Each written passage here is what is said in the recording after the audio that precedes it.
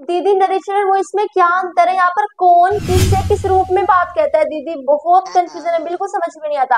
Chill दोस्तों, चिंता मत करो, बस आपको मुझसे एक वादा करना है और मुझ पे विश्वास रखना है, और साथ ही साथ एक वादा करना है। आपको नरेशन और वॉइस से ये कहना है कि देख भाई, अभी तो हम तेरे को नहीं जानते, लेकिन हम इतना जानते हैं कि अगर हम वीडियो के एंड तक बने रहे तो दीदी हमारी तुझसे मुलाकात करवा देगी। दोस्तों इन दोनों को शुरू करने से पहले या फिर स्टार्ट करने से पहले आपका वेलकम है स्टूडेंट इंडिया चैनल पर। दोस्तों फाइट सीरीज की 5th वीडियो के अंदर मैं आपका खुले और तहे दिल से स्वागत करती हूँ। दोस्तों शुरुआत करते हैं नरेशन और वॉइस से, और अगर कहने की बात है ना तो ये बात भी सुन लो कि इन दोनों में बहुत अंतर है। एंड दूसरी बात दोस्तों, ध्यान रखना दोस्तों, नरेशन और वॉइस को सीखने से पहले आपको टेंसेस आने चाहिए, इसलिए लिंक दोस्तों डिस्क्रिप्शन के अंदर है, पहले टेंसेस सीख कर आओ, क्योंकि अगर आपको टेंसेस नहीं आएंगे तो इनका कोई वजूद नहीं है, क्योंकि इनके जो रूल्स लगेंगे ना वो टेंसेस के ही लगेंगे। तो बाद में एक्सक्यूज नहीं चलेगा कि दीदी कुछ समझ में नहीं आ रहा, आप वॉज वर्ब को हेड में चेंज कर रहे हो, आप क्या से क्या कर रहे हो, सारा बिल्कुल सिर के ऊपर से जा रहा है, तो नहीं जाएगा अगर आप इससे पहले टेंसेस सीख लोगे। और जिसने सीख रखे हैं देन कीप इट अप, जारी रखो, ठीक है। तो शुरुआत करते हैं नरेशन से। नरेशन क्या होता है? पहुंच जाओ इंग्लिश ग्रामर की मार्केट के अंदर, noun pronoun preposition interjection adjective adverb सबसे मिल लिए। अब बारी आई टेंसेस की, उनसे ही मिल लिए, ठीक है। फिर बारी आई थी नरेशन की। अब मैंने कहा भाई नरेशन से आपकी क्या मतलब, आपका क्या काम है, आप यहाँ पे क्या कर रहे हो? तो उन्होंने पता है नरेशन ने क्या कहा? नरेशन ने कहा कि भाई मैं आपको एक कहानी समझाऊंगा, वो कहानी मैं आपको समझाऊंगी, ठीक है। उन्होंने मुझे समझाई, मैं आपको समझाऊंगी। दोस्तों अब सपोज करो आप यहाँ पे कुछ नहीं सीख रहे, आप बस यहाँ पे 3 लड़के हैं उनकी कहानियां सीख रहे हो। वो लड़के क्या है? देखो भाई, एक लड़के का नाम था दोस्तों सोहन, दूसरे का नाम था चीनू, और तीसरे का नाम था वीर। आई थिंक जो यहाँ पे वीडियोस देख रहे हैं किसी भी लड़के का हो सकता है नाम, ठीक है, तो थोड़ा खुश हो जाना, किसी का भी पा सकता है, ओके। अब देखो दोस्तों, सोहन ने चीन से, ये मत सोचो कि हम नरेशन वॉइस सीख रहे हैं, ये सोचो कि भाई हम किसी की कहानी, किसी ने बात की है, वो हम बस देख रहे हैं, उन बातों को हम पढ़ रहे हैं, ठीक है। दोस्तों देखो, सोहन ने एक दिन चीनू से एक बात कही, सोहन सेड टू चीनू, सोहन ने चीनू से एक बात कही कि मैं लंदन जाना चाहता हूँ, ठीक है, ध्यान रखना। सोहन ने 4 बजे, शाम के 4 बजे चीनू से एक बात कही कि मैं लंदन जाना चाहता हूँ, ठीक है भाई। ऐसे कि भाई मैं आपसे कह दूं कि यार मेरा दिल बहुत टूटा हुआ है, ऐसे मैं कह दूं, ठीक है। इसी तरह सोहन ने चीनू से कहा कि भाई मैं लंदन जाना चाहता हूँ, ओके। अब चीनू ये बात अपने दोस्त वीर को बताना चाहता था, ठीक है। तो भाई अब उसने 4 बजे कही है, उसके पास जाएगा तो टाइम तो लगेगा ही ना, तो वो भाई 1 घंटे बाद यानी कि 5 बजे वीर के पास पहुंचा, ठीक है। अब दोस्तों मुझे एक बात बताओ, चीनू वीर को जो बात बताएगा वो प्रेजेंट की है, पास्ट की है, फिर फ्यूचर की है, यानी कि ऐसी बात है जो अब यानी कि वर्तमान की है, जो अब की है, फिलहाल की है, ऐसी बात है जो बीत गई, या फिर ऐसी बात है जो आएगी। देखो भाई, पहले की बात है जो पहले जो हुई थी उसकी बात बता रहा है, यानी कि जो चीनू वीर को बात बताएगा वो पास्ट ही बताएगा, ठीक है। अब दोस्तों क्या किया चीनू ने? चीनू गया वीर के पास, भागा भागा 1 घंटे में पहुंचा, उसने जाके कहा कि सोहन ने मुझसे कहा मैं लंदन जाना चाहता हूँ। वीर बात समझ गया, ठीक है। ये बात किसने कही? चीनू ने वीर से कही। लेकिन लेकिन क्या हुआ? चीनू ने इसी बात को वीर से दूसरे तरीके से बताया कि चीनू ने, सोहन ने मुझसे कहा कि वह लंदन जाना चाहता है। अब दोस्तों मुझे बात बताओ, ये दोनों बातें बिल्कुल सेम है ना, बिल्कुल रिलेटेड है, यानी कि बिल्कुल सेम बात है, वही बात है। इसमें भी यही कहना चाहता है मैं लंदन जाना चाहता हूँ, इससे भी वह लंदन जाना चाहता है, बस अंतर कितना है? अंतर इतना है जब चीनू ने वीर को बात बताई ना, तो एक बात तो ऐसी बताई कि जो सोहन ने शब्द रखे, सोहन ने तो यही कहा था ना, सोहन ने चीनू से क्या कहा था? मैं लंदन जाना चाहता हूँ। चीनू गया वीर के पास, चीनू ने सीधा उससे कहा कि पता है सोहन ने मुझसे क्या कहा? मैं लंदन जाना चाहता हूँ। तो ऐसे के ऐसे जो सोहन ने शब्द रखे ऐसे कैसे कह दिया, लेकिन चीनू को याद आया कि हमने नरेशन पढ़ा है और इसका दूसरा तरीका भी होता है। दूसरे तरीके से उसने क्या पता है कैसे कहा? उसने कहा कि सोहन ने मुझसे कहा कि वह लंदन जाना चाहता है। अब मुझे एक बात बताओ दोस्तों, क्या सोहन ने ये कहा था वह शब्द बोला था? सोहन ने तो मैं कहा था, क्योंकि सोहन ने मैं कहा था, लेकिन चीनू ने वह कह दिया। हालांकि बात वही है, इसमें भी लंदन जाने की हो रही है, इसमें भी लंदन जाने की हो रही है, बस अंतर इतना है कि इसमें आई का ही हो गया, ठीक है। तो यानी कि नरेशन ये बताता है जब हम किसी और की बात को, जब हम किसी और की बात को किसी और से 2 तरीके से बता सकते हैं। सुनो मेरी दोस्त, मेरी बात, नरेशन की डेफिनेशन यानी कि नरेशन की परिभाषा क्या है कि जब हम किसी और की बात को किसी और से दो तरीके से बता सकते हैं, उसे हम क्या कहते हैं, उसे हम नरेशन कहते हैं। ठीक है, ऐसे यहाँ पर देखो चीनू ने वीर को सोहन की बात बताई दो तरीके से। एक तो जो डायरेक्ट शब्द रख दिए ना, वैसी की वैसी बता दी। एक इनडायरेक्टली यानी कि डायरेक्ट नहीं रखी, अपने तरीके से कहा। ठीक है, बात तो वही कही, उसे हम कह देते हैं मतलब दूसरे तरीके से गई। ठीक है, तो यही होता है नरेशन, किसी और की बात को किसी और से जब हम दो तरीके से बताते हैं तो उसे हम नरेशन कहते हैं। अब कुछ की कॉन्सेप्ट भी सीख लो, यानी कि भाई अगर हम इंग्लिश ग्रामर सीख रहे हैं, नरेशन सीख रहे हैं, तो नरेशन वाले भैया ने कहा है कि भाई अगर आप ऐसे से बना रहे हो ना तो इनके कुछ नाम भी होते हैं, ये समझ लो। तो दोस्तों देखो, Sohan said to me, Sohan ने मुझसे कहा, कोमा इनवर्टेड कोमा शुरू, I want to go London. दोस्तों ये शब्द किसके थे, ये सोहन के शब्द थे ना। तो ऐसे ही होता है दोस्तों। देखो यहाँ पर चीन ने जब वीर को बात बताई तो जो सोहन ने शब्द कहे थे डायरेक्टली वही की वही रख दिए, तो इसे हम कहते हैं डायरेक्ट स्पीच। स्पीच यानी कि बोली, भाषण, तो भाषण सही दे दिया एक प्रकार से, वो डायरेक्ट है, डायरेक्ट स्पीच है। क्यों, क्योंकि डायरेक्टली जो बात कही थी वो रख दी, इसमें डायरेक्टली नहीं रखा, इसमें थोड़ा इनडायरेक्टली रख दिया, यानी कि अपने तरीके से कह दिया। तो इसे तो दोस्तों हम कहते हैं डायरेक्ट स्पीच नरेशन की भाषा में, और इसे हम कहते हैं इनडायरेक्ट स्पीच। ठीक है, और नरेशन में क्या चलता है, डायरेक्ट से इनडायरेक्ट बनाओ। ठीक है, अब दोस्तों देखो डायरेक्ट स्पीच की इधर दो चीजें हैं, एक तो जो कोमा इनवर्टेड कोमा है ना, इससे पहले का हिस्सा, और एक जो कोमा इनवर्टेड कोमा के अंदर है, इसके अंदर का हिस्सा। तो इंग्लिश ग्रामर की भाषा में जो आगे का होता है ना, ये जो कोमा से पहले का होता है, इसे कहा जाता है रिपोर्टिंग वर्ब। क्या कहा जाता है, रिपोर्टिंग वर्ब। और दोस्तों हमेशा जब हम किसी और की बात हो किसी और से बिल्कुल वैसे के वैसे शब्द रखते हैं ना, किसी को बताते हैं, तो वो हमेशा इनके अंदर बंद होता है, जो इन्वर्टेड कोमा है ना, इनके अंदर हमेशा बात को बंद किया जाता है। देखो यहाँ पे जब चीनू ने वीर को सोहन की बिल्कुल एग्जैक्ट वही शब्द रख के बात बताई, तो हमें इसमें बंद करना पड़ा। ठीक है, तो बिल्कुल एग्जैक्ट बात फोटो कॉपी रख देते हैं ना, हमें इसके अंदर रखना पड़ता है। और जो भी बात इन्वर्टेड कोमा के अंदर रखी जाती है किसी और की, उसे हम कहते हैं रिपोर्टेड स्पीच। ठीक है, ओके।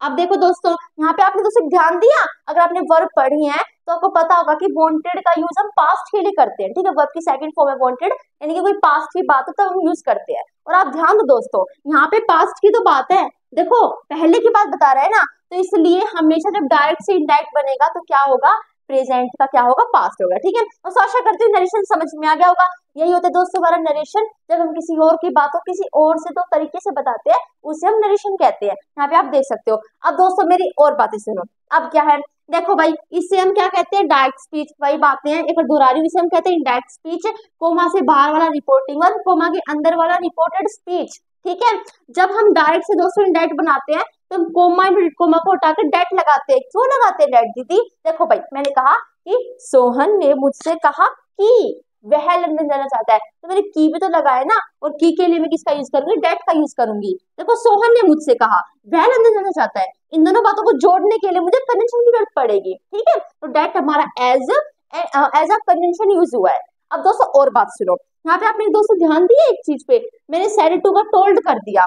ये क्यों किया दीदी आपने, सेड टू का टोल्ड क्यों किया। अब दोस्तों यहाँ पे मेरी बात को ध्यान से सुनना, दोस्तों मान लो मैं आपसे एक बात कह रही हूँ कि दोस्तों मेरा दिल बहुत टूटा हुआ है। ठीक है, तो यहाँ पे तो मैंने अपनी फीलिंग्स, जो मेरी फीलिंग्स थी आपको मैंने शो कर दिया। अब आप मेरी इस बात को किसी और से बता रहे हो, आप बस मेरी बात को किसी और से बता रहे हो, फीलिंग्स शो नहीं कर रहे हो। आपका काम केवल क्या, आपका तो काम ये है कि भाई हाँ दीदी ने बात कही, मैं तो बस किसी और को बता रहा हूँ। आपने अपने किसी फ्रेंड को बताया, पता है दीदी ने मुझसे क्या कहा, कि उनका दिल टूटा हुआ है।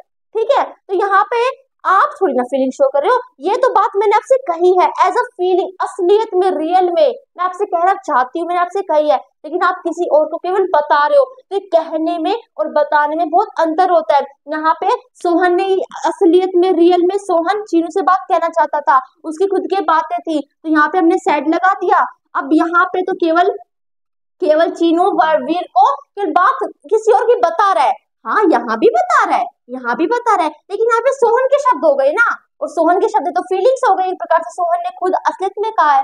तो यहाँ पे सैड का हमें टोल्ड करना पड़ेगा, थोड़ा सा अंतर दिखाना पड़ेगा जब हम इसको इसमें चेंज करते हैं। ठीक है, इसलिए सैड टू का क्या बनता है, टोल्ड बनता है। ओके, आशा करती हूँ आपको समझ में आ गया होगा। इसको पढ़ने से पहले आप ध्यान रखना, आपको पर्सनल प्रोनाउन के बारे में पता होना चाहिए। आपने वो लाइन से नहीं पढ़ी होंगी, अब हमने प्रोनाउन पढ़ चुके हैं, आपने पढ़ा होगा, देखो आई का मी बन जाता है, I my me, we our us, you your you, they their them, he his him, she her her, it its it. तो ये आपको याद होनी चाहिए क्योंकि नरेशन में भी काम आएगी और ये वॉइस से भी काम आएंगे। दीदी क्यों काम आएंगे? देखो वॉइस से भी हमने पढ़े नहीं है लेकिन नरेशन में क्यों काम आएंगे? आपने देखा नहीं था आई का क्या बन गया था, ही बन गया था, मैं का वह बन गया था डायरेक्ट से इनडायरेक्ट बनाते समय। तो ये आई का ही वैसे तो अगर हम मतलब वो समझ चुके हैं इन्हें, अगर हमारे दिमाग की बात है तो हम इन्हें खुद बना लेंगे, लेकिन कई बार नहीं बना पाते, कई बार हम कंफ्यूज हो जाते हैं। ठीक है, तो बस इन्हें याद रखना और एक फॉर्मूला है जो अकॉर्डिंग टू एग्जाम्पल मैं आपको सिखाती रहूंगी। ठीक है, उसे सीखना है बस आपको, और आपको बस इनको ध्यान रखना है, ये फॉलो होंगे इन दोनों टॉपिक में। ओके दोस्तों, यहाँ तक समझ में आ गया है? तो अब देखो दोस्तों, मान लो हमारी जो नरेशन है वो सिंपल सेंटेंस में है फिर नेगेटिव सेंटेंस में है। यानी कि मान लो भाई किसी ने कोई बात कह दी, किसी ने कोई बात कह दी, वो बात हमारी या तो फिर कोई साधारण वाक्य है या तो फिर कोई ना वाला वाक्य है। ठीक है, ऐसा वाक्य है, तो हम उसे कैसे चेंज करेंगे, तब हम उसका डायरेक्ट से इनडायरेक्ट कैसे बनाएंगे वो सीखेंगे। इसके कुछ रूल्स है, वही कुछ भी नहीं है, वही रूल्स है। ठीक है, सेड टू है तो टोल्ड में चेंज कर देंगे, से टू है तो टेल में चेंज कर देंगे, सेज टू है तो टेल्स में चेंज कर देंगे। तो आपको एक बात बताऊं, मैंने आपको एक बात कही थी कि हमेशा डायरेक्ट से इनडायरेक्ट बनाते समय प्रेजेंट का पास्ट बनता है, लेकिन कई बार किसी से ऐसे आते दोस्तों प्रेजेंट का पास्ट नहीं भी बनता है। कब नहीं बनेगा? जब दोस्तों हमारा से और सेज हो ना, क्या हो, जब हमारा से या फिर सेज हो, तो आप रिपोर्टेड स्पीच का जब टेंस चेंज करो ना, उसका टेंस चेंज आपको नहीं करना। ठीक है, जब हमारा सेड हो, केवल सेड होगा तब हम प्रेजेंट का पास्ट बनाएंगे, से या फिर सेज होगा तब हम प्रेजेंट का पास्ट नहीं बनाएंगे। क्यों नहीं बनाएंगे? क्योंकि हम बात कोई किसी और को इस तरीके से बताते हैं कि हमें उसे फील नहीं होने देते कि हाँ हम बात पास्ट ही बता रहे हैं। हम उसे बात इस तरीके से बताते हैं कि हाँ भाई बात वर्तमान की है, प्रेजेंट की है, हालांकि बात पास्ट की होती है, लेकिन उसे बताते इस तरीके से है। ठीक है, हम से और सेज का यूज करते हैं। जब हम इसका यूज करेंगे तब हम जब डायरेक्ट से इनडायरेक्ट बनाएंगे तो हम टेंस का चेंज नहीं करेंगे, टेंस हम चेंज नहीं करेंगे। ठीक है, अब मेरी तीसरी बात दोस्तों, देखो दोस्तों, मान लो रिपोर्टिंग वर्ब के अंदर ऑब्जेक्ट है, अगर रिपोर्टिंग वर्ब के अंदर ऑब्जेक्ट है तो वो चेंज होंगे टोल्ड में, टेल में, टेल्स में। अगर रिपोर्टिंग वर्ब के अंदर ऑब्जेक्ट नहीं है तो हम वैसा का वैसा ही लिख देंगे। नहीं आया समझ में? अभी समझाती हूँ। तो मान लो रिपोर्टिंग वर्ब के अंदर केवल इतना होता, सोहन सेड, या फिर सैड नहीं, हाँ ठीक है, मान रिपोर्टिंग वर्ब के अंदर इतना होता सोहन सैड, तो हम जब डायरेक्ट से इनडायरेक्ट बनाते हैं ना तभी हम सोहन सैड ही लिखते हैं, उसके बाद हम डेट लगा देते हैं। ठीक है, लेकिन इसमें क्या था, सोहन सैड टू मी, तो यहाँ पे टू भी था, सेड के साथ टू भी था, और टू आएगा तो ऑब्जेक्ट भी आएगा, तो टू के बाद टू इंडिकेट करे ना, सोहन सैड टू, किससे टू, कौन, टू मी। ठीक है दोस्तों, अगर जहाँ पे ऑब्जेक्ट होगा ना तो वहां पे हम सेड टू को टोल्ड में चेंज कर देंगे, से टू का भी ऐसे, ये सेज टू का भी ऐसे। ऐसे मैं कहती हूँ Sohan say to me, Sohan says to me, Sohan say to मी मैं कह नहीं सकती। ठीक है, they say to me, Sohan says to me, तो जहाँ पे टू आ जाए इनके साथ तो हम चेंज कर देंगे। से टू है तो टेल में चेंज करना, और सेज टू है तो टेल्स में चेंज करना, और सेड टू है तो किसमें चेंज करना है, टोल्ड में चेंज करना है। तो मान लो केवल से लिखा हुआ है या फिर केवल सेज लिखा हुआ है, उसके साथ टू नहीं है, तो से का हमें से ही लिखना है डायरेक्ट से इनडायरेक्ट बनाते समय। ठीक है, ओके।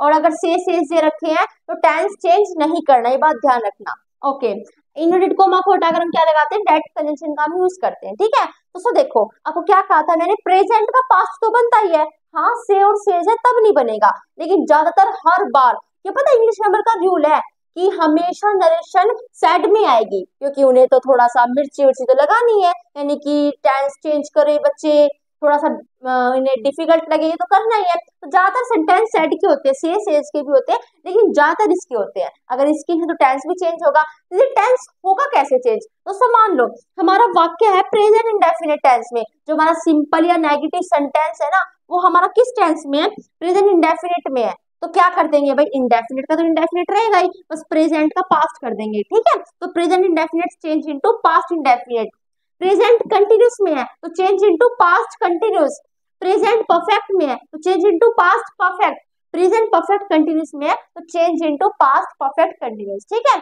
और दोस्तों मान लो कोई बात ही पास्ट में है, ठीक है, तब हम क्या करेंगे, मान लो कोई बात है पास्ट इंडेफिनिट में, अब उसका भी टेंस चेंज करना है।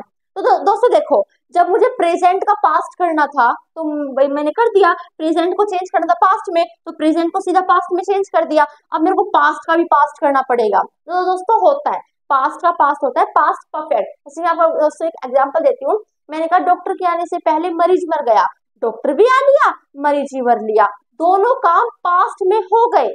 डॉक्टर भी आ लिया और मरीज भी मर लिया।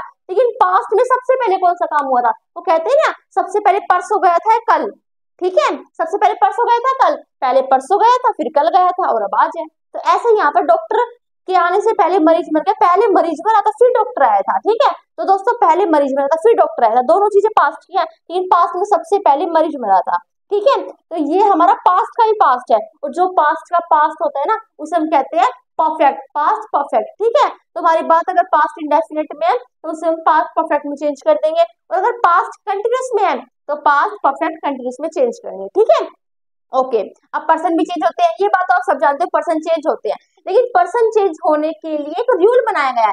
वैसे तो हम अपने दिमाग के अकॉर्डिंग कर सकते हैं, लेकिन इस रूल को भी साथ साथ सीखेंगे, क्या पता किसके पास दिमाग ना हो, ठीक है, सीखेंगे, ठीक है। अब दोस्तों देखो यहाँ पे प्लेस भी लिखा हुआ है, इसका क्या मतलब है? दोस्तों मान लो मैं आपसे कहूँ कि मैं यहाँ पर पढ़ रही हूँ, मैंने आपसे कहा कि मैं यहाँ पर पढ़ रही हूँ, मुझे क्या पता था कि आप इसका नरेशन बना दोगे, यानी कि आप इस बात को किसी और से बताओगे।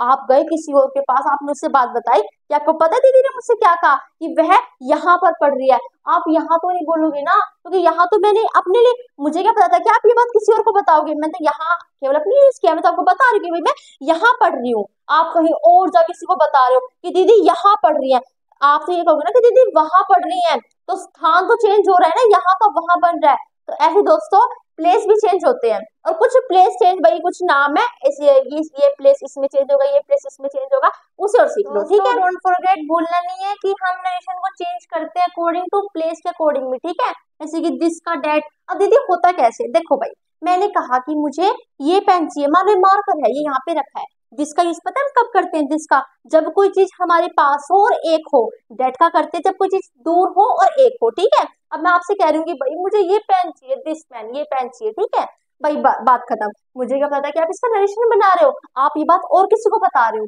और जब आपने और किसी से कहा ना, तो आप कह रहे हो कि दीदी ने मुझसे कहा कि मुझे ये पेन चाहिए। अब आप इसे इनडायरेक्टली बताओगे, दीदी ने मुझसे कहा कि उन्हें ये पेन चाहिए। आप ये नहीं कह सकते ना, ये शब्द का मतलब दिस, और जिसका यूज हम पास के लिए करते हैं। मान लो आपने, मैंने भारत में कहीं, आप गए लंदन, 3-4 दिन बाद लंदन पहुंचने के बाद आपने बात कही है, तो दिस पेन, वो तो उस टाइम यहाँ रखा था ना, अब तो वो पेन बन गया, दूर हो गया पेन। जब तो यहाँ पे पेन था, मैंने कहा मुझे ये पेन चाहिए, अब आप बात और किसी को बता रहे हो मेरी बात इस पेन की, तो आप तो ये कहोगे ना कि दीदी को वो पेन चाहिए, तो वो पेन यानी कि दूसरा पेन हो गया, दूर हो गया, तो इसलिए हम दिस का डेट कर देते हैं, तो स्थान तो चेंज हो गया दोस्तों, ठीक है। दिस का दोज हो जाता है, हेयर का देयर हो जाता है, नाउ का देन, टुडे का दैट डे, यस्टरडे का द प्रीवियस डे, एगो का बिफोर, हेंस का सो, टुमारो का द नेक्स्ट डे, ठीक है। बस 10-11 होते हैं, आपको गाइड्स के अंदर मिल जाएंगे, ठीक है। तो ऐसे ही चेंज करना है। अब सिंपल और नेगेटिव सेंटेंस के एग्जांपल्स देख लेते हैं एग्जांपल्स की तरफ, और ध्यान रखना यहीं पे हमने सन बटा 123 का फॉर्मूला भी सीखना है। अब देखो दोस्तों,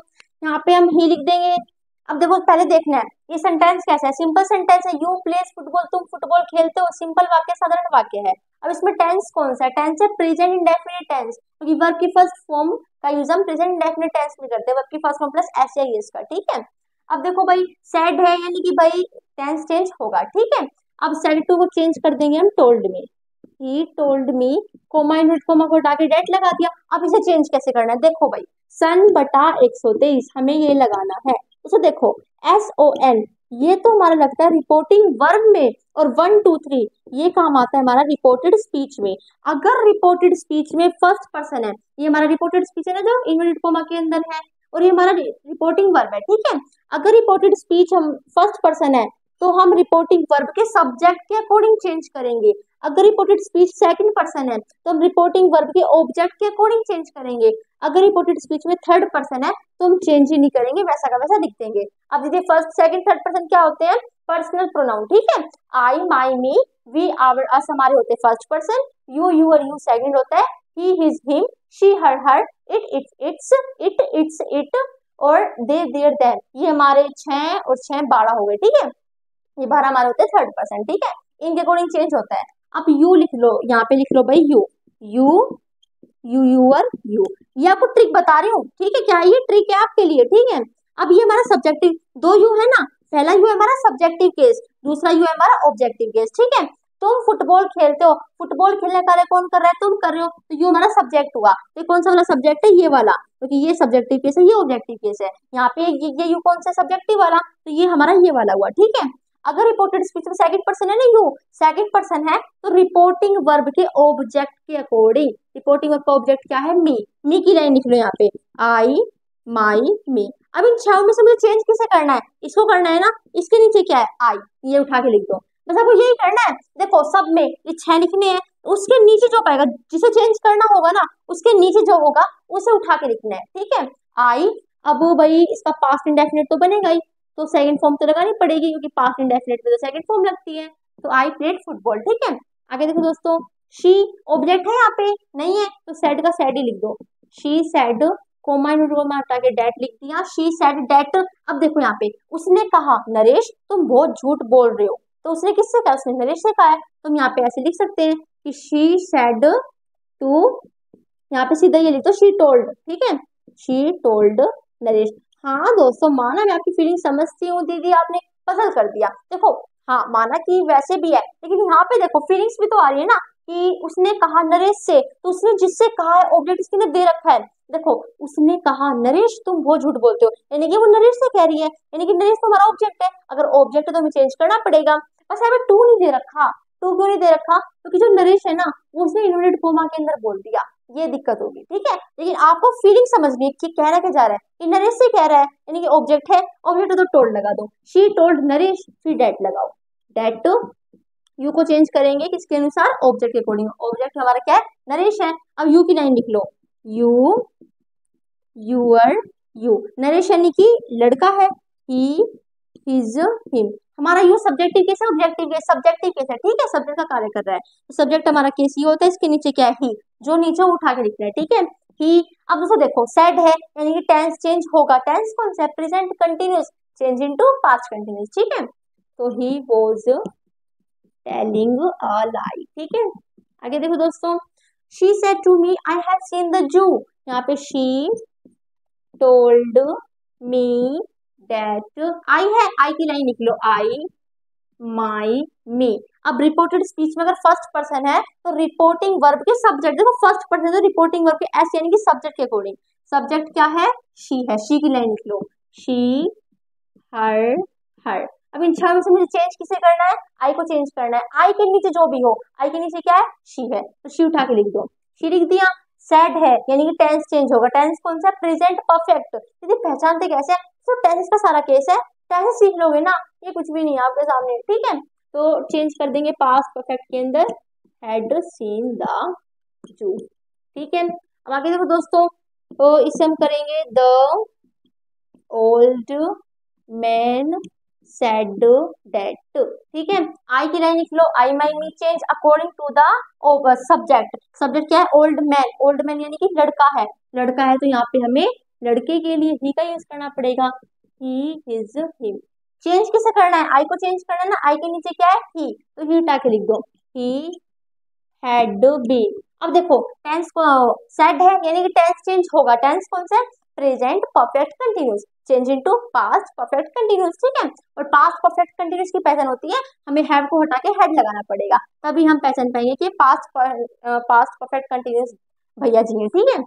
तो वेटिंग, वेटिंग ये for the bus since 9 AM, ऐसे कैसे लिख देना, ठीक है। नेक्स्ट आगे देखो, शी लगा दो अब यहाँ पे, said to change into told, she told me, comma यूनिट को हटा के डेट लगा दो। अब देखो दोस्तों, आई है, आई की लाइन लिख लो, आई माई मी।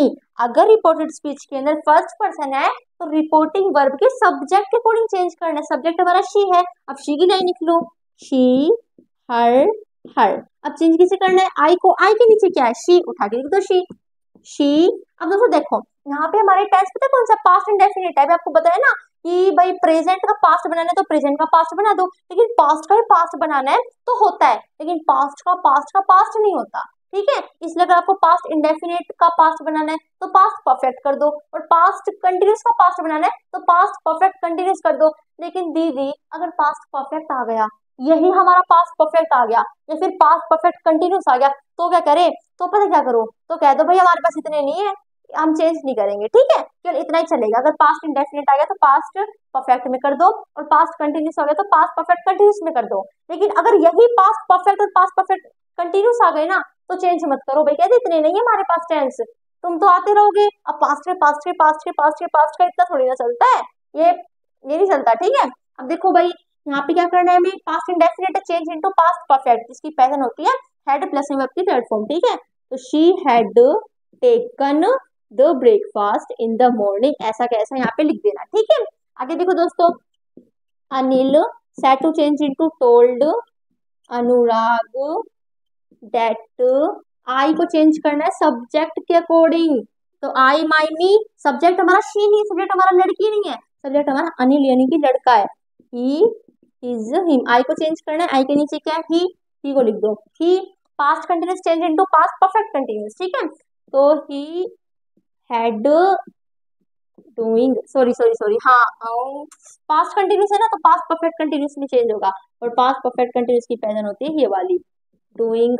अब दोस्तों देखो माई पर्सन आ गया ना, अब माई को चेंज करना है, माई की लाइन लिखो, माई की लाइन कौन सी है, I my me, change according to subject, तो सब्जेक्ट की लाइन लिख लो ही हिज हिम, चेंज किसे करना है माई को, माई के नीचे क्या है हिज, हिज लिख दो, हिज वर्क इन, माई फिर से आ गया, माई के देखो माई के नीचे क्या है हिज, तो फिर से हिज लिख दो, इन हिज रूम, ठीक है। तो देखो ये हमारे हिज ही ये ऐसे हमारे सन बटा 123 के फॉर्मूले से क्या होते हैं, चेंज होते हैं। लेकिन अगर दिमाग की बात है तो हम भी चेंज कर सकते हैं। मान लो दोस्तों कोई किसी इंसान ने कहा कि मैं मेरा काम मेरे रूम में कर रहा हूँ, ठीक है, उसने मुझसे कहा कि मैं मेरा काम मेरे रूम में कर रहा हूँ, ये बात मैं आपको आगे बताऊंगी, तो मैं क्या कहूंगी कि उसने मुझसे कहा मैं मेरा काम मेरे रूम में कर रहा हूँ, बात को डायरेक्टली रख दिया। लेकिन अब तो मैं इनडायरेक्टली बताऊंगी, मेरा मन कर रहा है, तो मैं क्या कहूंगी कि उसने मुझसे कहा कि वह अपना काम अपने रूम में कर रहा है, तो मैं मेरा मेरे रूम में, अपना अपने रूम में, तो चेंज कर देना मैंने, और चेंज करने के लिए तो मैं ये लगाऊंगी, लड़का था ना तो इसलिए मुझे हिज लगाना पड़ा, हिज ही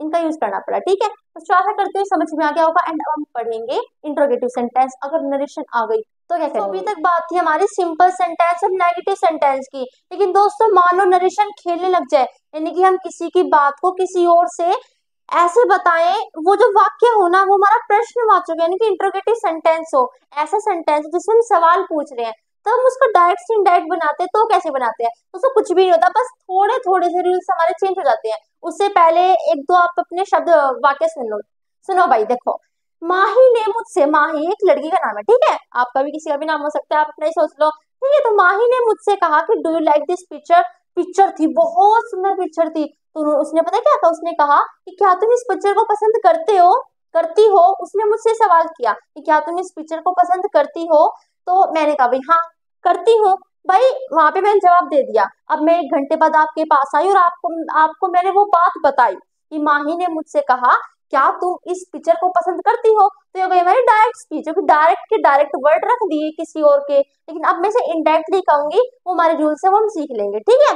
अब माही ने दोस्तों मुझसे दूसरा सवाल किया, वो किया कि आप कहाँ रहते हो, मैंने कहा मैं भारत में रहती हूँ, यही बात मैंने आपको आके कही कि माही ने मुझसे सवाल किया कि आप कहाँ रहते हो, ठीक है। तो आपने ध्यान दिया कि माही ने या फिर किसी ने भी मुझसे दो सवाल किए, क्या सवाल किए, एक तो क्या तुम इस पिक्चर को पसंद करती हो, दूसरा सवाल किया कि तुम कहाँ रहती हो। आपने ध्यान दिया इसके जवाब में अलग था, यानी कि एक सवाल ऐसा पूछा गया कि जिसका जवाब हम हाँ या ना में दे सकते थे, यानी कि उसने सवाल किया था मुझसे क्या तुम इस पिक्चर को पसंद करती हो, तो उसमें मैं हाँ या ना में जवाब दे सकती हूँ, या तो फिर मैं हाँ करूंगी हाँ करती हूँ, या तो फिर मैं ना कह सकती हूँ कि भाई नहीं करती। लेकिन उसने जब मुझसे दूसरा सवाल किया कि तुम कहाँ रहती हो, तो इसमें हाँ ना का जवाब नहीं है, इसमें तो मुझे कंट्री का, अपने शहर का, अपने देश का नाम बताना पड़ेगा, ठीक है। तो ऐसे सवाल जिनका हम हाँ या ना में जवाब दे सकते हैं, ऐसे पूछे गए सवाल जिनका जवाब हम हाँ या ना में दे सकते हैं, उन पूछे गए सवाल को हम कहते हैं इंट्रोगेटिव सेंटेंस, और ऐसे सवाल जिनका उत्तर हम हाँ या ना में ना दे सके उन्हें हम कहते हैं दोस्तों डबल इंट्रोगेटिव सेंटेंस, ठीक है। दोस्तों हमेशा double interrogative sentence WH word से शुरू होते हैं। अभी WH वर्ड क्या होते हैं, ऐसे what, when, whom, why, where, whose, ये वाले विच, क्योंकि ये शब्द ऐसे हैं अगर आप इनको यूज करके सवाल करोगे ना तो आप हाँ ना में उत्तर नहीं दे सकते। जैसे मैंने कहा तुम्हारा नाम क्या है, तुम क्या करते हो, तुम क्यों रो रहे हो, मैंने कहा तुम क्यों रो रहे हो, तुम कारण बताओगे, मैंने कहा तुम्हारा नाम क्या है, तुम नाम बताओगे, मैंने कहा तुम कहाँ रहते हो, तुम स्थान बताओगे, तो कहाँ क्या कैसे, ये हमेशा हाय ना का उत्तर नहीं देते, ये कभी भी हाय ना का उत्तर नहीं देते, ये तो कारण, रोने का कारण, नाम, ये चीजें बताते हैं। ठीक है, तो डबल इंट्रोगेटिव सेंटेंस हमेशा WH वर्ड से शुरू होते हैं। अब इतना तो पता चल गया कि हाँ भाई नरेशन इंट्रोगेटिव सेंटेंस में चेंज कैसे करेंगे। भाई ये दोस्तों said टू, से टू, सेज टू आ गया तो चेंज करना है।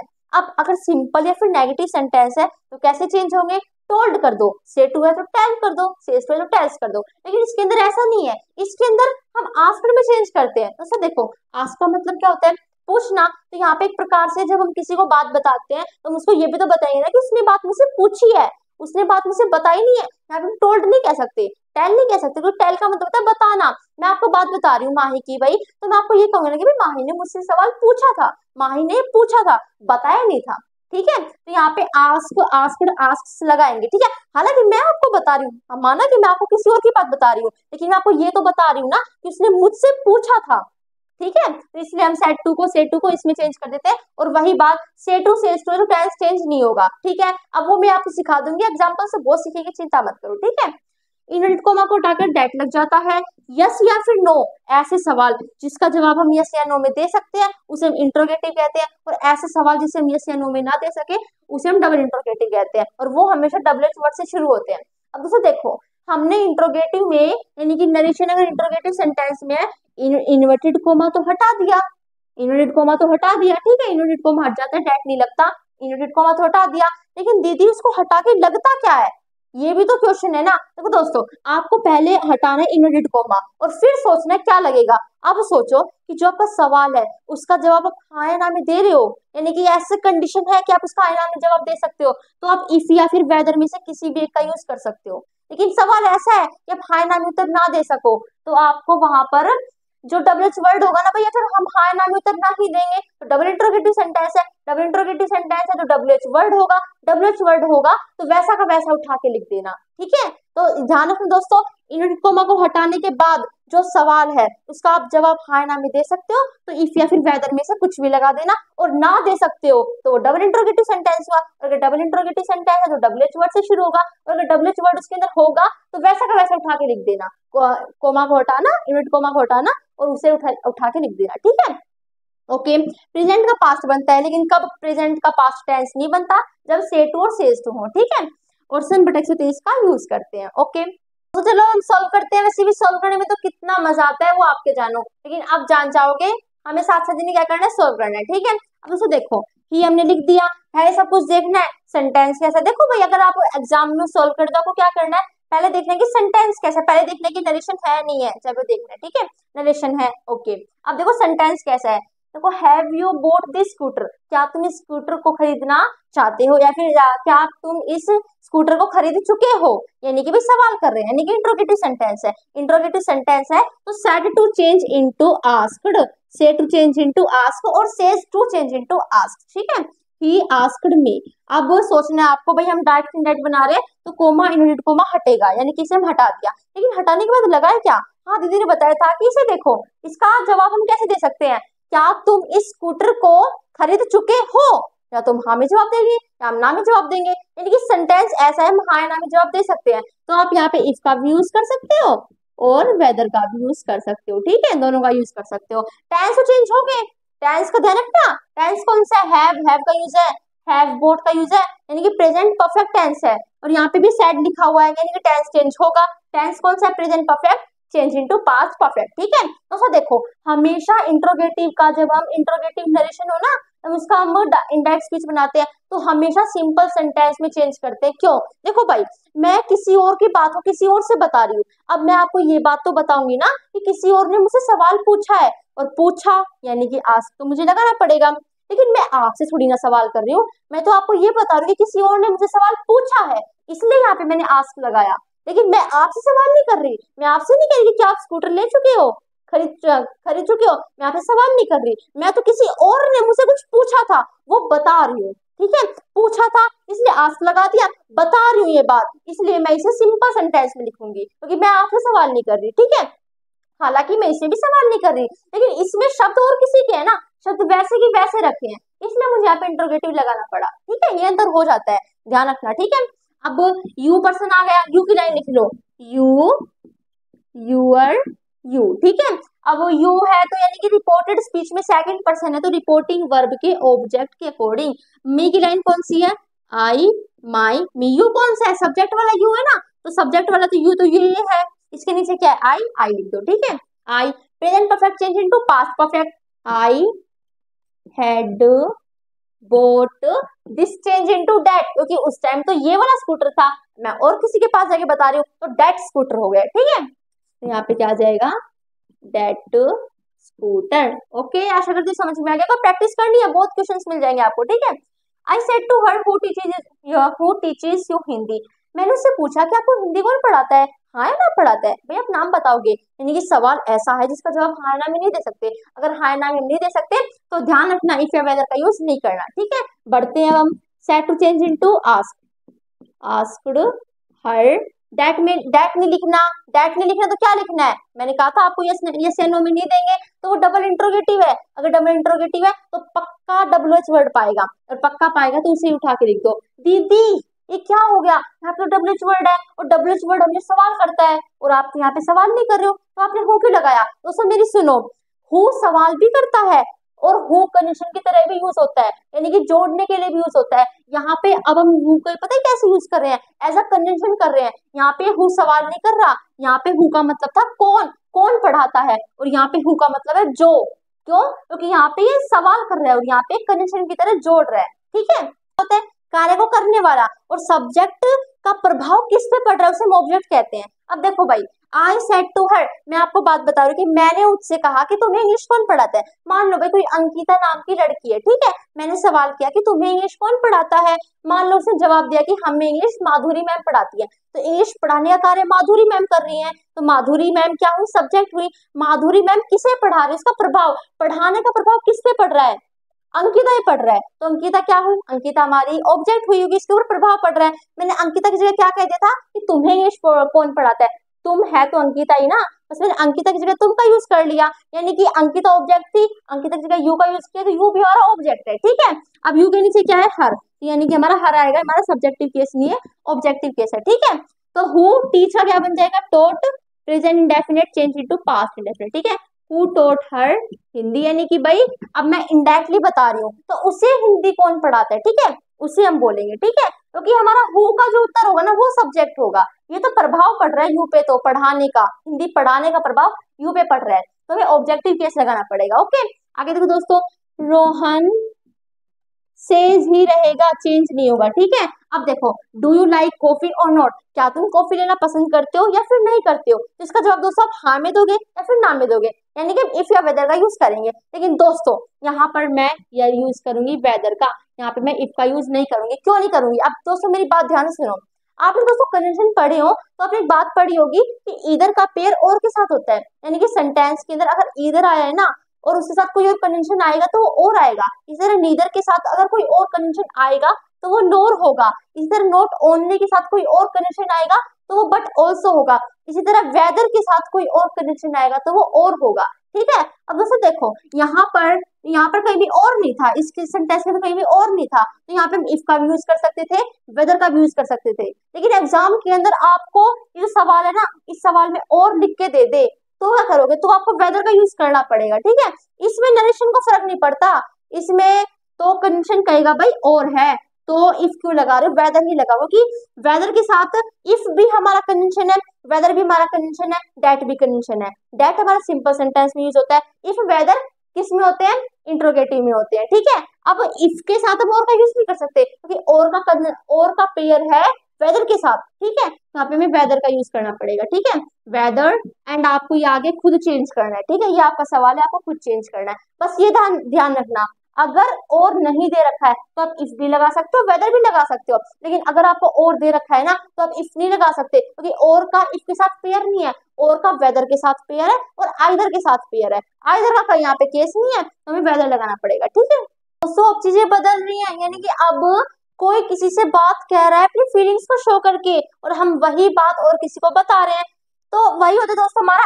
अब आते हैं हमारे दोस्तों एक्सक्लेमेटरी सेंटेंस। दोस्तों हमारे एक्सक्लेमेटरी सेंटेंस ऐसे सेंटेंस होते हैं जिसमें अपनी फीलिंग्स को शो करते हैं, यानी कि हमें खुशी होती है तो हम कहते हैं हुर्रे, हमें अच्छा लगता है तो वाओ, हम ऐसे कहते हैं, हमें बुरा लगता है तो हम सोरो आय हाय दुख हो जाते हैं, ठीक है। हम आश्चर्य हो जाते हैं, व्हाट आ ऐसे बोलते हैं, ठीक है। तो ऐसी चीजें जिसमें हम अपनी फीलिंग्स को शो कर रहे हैं उन्हें हम एक्सक्लेमेटरी सेंटेंस कहते हैं। अब किसी ने मुझसे अपनी फीलिंग्स को शो किया, वो बात मैं आपको बता रही हूँ, तब हम इंडायरेक्ट कैसे बनाएंगे वो अब हम सोचेंगे, ठीक है। उसे सोचने से पहले एक बात ध्यान रखना कि एक्सक्लेमेटरी सेंटेंस को जब हम इंडायरेक्ट बनाएंगे ना तो सिंपल सेंटेंस की तरह बनाएंगे। क्यों? क्योंकि उसी ने तो मुझसे अपनी फीलिंग्स शो करी है, मैं आपसे अपनी फीलिंग्स थोड़ी बता रही हूँ, मैं तो आपको उसकी फीलिंग्स बता रही हूँ। उसने जो फीलिंग्स शो करी है वो मैं आपको बता रही हूँ, मेरे में थोड़ी ना कोई फीलिंग है, मैं तो किसी और की फीलिंग को बस आपको बता रही हूँ कि उसने मुझसे ऐसा कहा है, ठीक है। वो खुश है, वो दुखी है, मैं बता रही हूँ, ठीक है। तो यानी कि जो एक्सक्लेमेटरी सेंटेंस का साइन होता है ना वो फुल स्टॉप में चेंज हो जाएगा, यानी कि सिंपल सेंटेंस में चेंज हो जाएगा, ठीक है। अब दोस्तों सेड टू को चेंज करना है। अब किसकी तरह चेंज करें भाई? देखो, अगर किसी की फीलिंग्स खुशी की है, हुर्रे, यानी कि वो खुश है, तो हम कहेंगे एक्सक्लेम्ड विद जॉय, यानी कि खुशी के साथ, ठीक है। अगर सैड टू को चेंज करना है हमें सोरो में, कैसे? मान लो किसी की कोई भी बात है वो दुखी की है, अलस यानी कि हाय, ठीक है। तो एक्सक्लेम्ड विद सोरो, सोरो का मतलब होता है दुखी, ठीक है। वटा का मतलब क्या होता है? जैसे मान लो किसी ने मुझसे कहा व्हाट अ टोरिबल स्टॉर्म, यानी कि कितना भयानक तूफान है, कितना भयानक तूफान है, किसी ने मुझसे ये कहा, ठीक है। अब मैं आपके पास भागी भागी आई, तो मैंने आपसे कहा कि भाई उन्होंने मुझसे कहा कि कितना भयानक तूफान है, ये तो मैंने डायरेक्टली बोल दिया। अब इसका इनडायरेक्टली मैं क्या बताऊंगी कि उन्होंने मुझसे आश्चर्य से कहा कि जो तूफान है वो बहुत भयानक है, ठीक है। अब मैं आपसे बताऊंगी तो मैं ये कहूंगी कि उन्होंने आश्चर्य होकर कहा, तो एक्सक्लेम्ड विद सरप्राइज, जब वट आ जाए, वट आ का मतलब होता है आश्चर्य, ठीक है। तो सैड टू को हम चेंज कर देंगे एक्सक्लेम्ड विद सरप्राइज में, अलस आ जाए तो एक्सक्लेम्ड विद सोरो में। वो आपको देखना है फीलिंग्स कैसी है, खुशी की है तो जॉय लगा दो, उसकी दुखी की तो सोरो लगा दो, सरप्राइज किया उसकी सरप्राइज की तो सरप्राइज लगा दो, ठीक है। जैसे आपको सोचना पड़ेगा, ठीक है। अब दोस्तों देखो, उसने मुझसे क्या कहा था कि कितना भयानक तूफान है, ये बात मैं आपको आके बता रही हूँ, मैं मुझे थोड़ी ना तूफान भयानक लगा, मैं तो केवल आपको उसकी बात बताऊंगी कि उसने क्या फील किया है, उसने फील किया, मैं आपको बता रही हूँ। मैं आपको कैसे कहूंगी कि उसने मुझसे कहा कि, उसने मुझसे आश्चर्य से कहा कि जो तूफान है वो बहुत भयानक है, ठीक है, ऐसे कहूंगी। ओके ओके, इनवर्टेड कॉमा को हटाकर हम डेट लगाएंगे सिंपल सेंटेंस की तरह, प्रेजेंट चेंज इनटू पास्ट।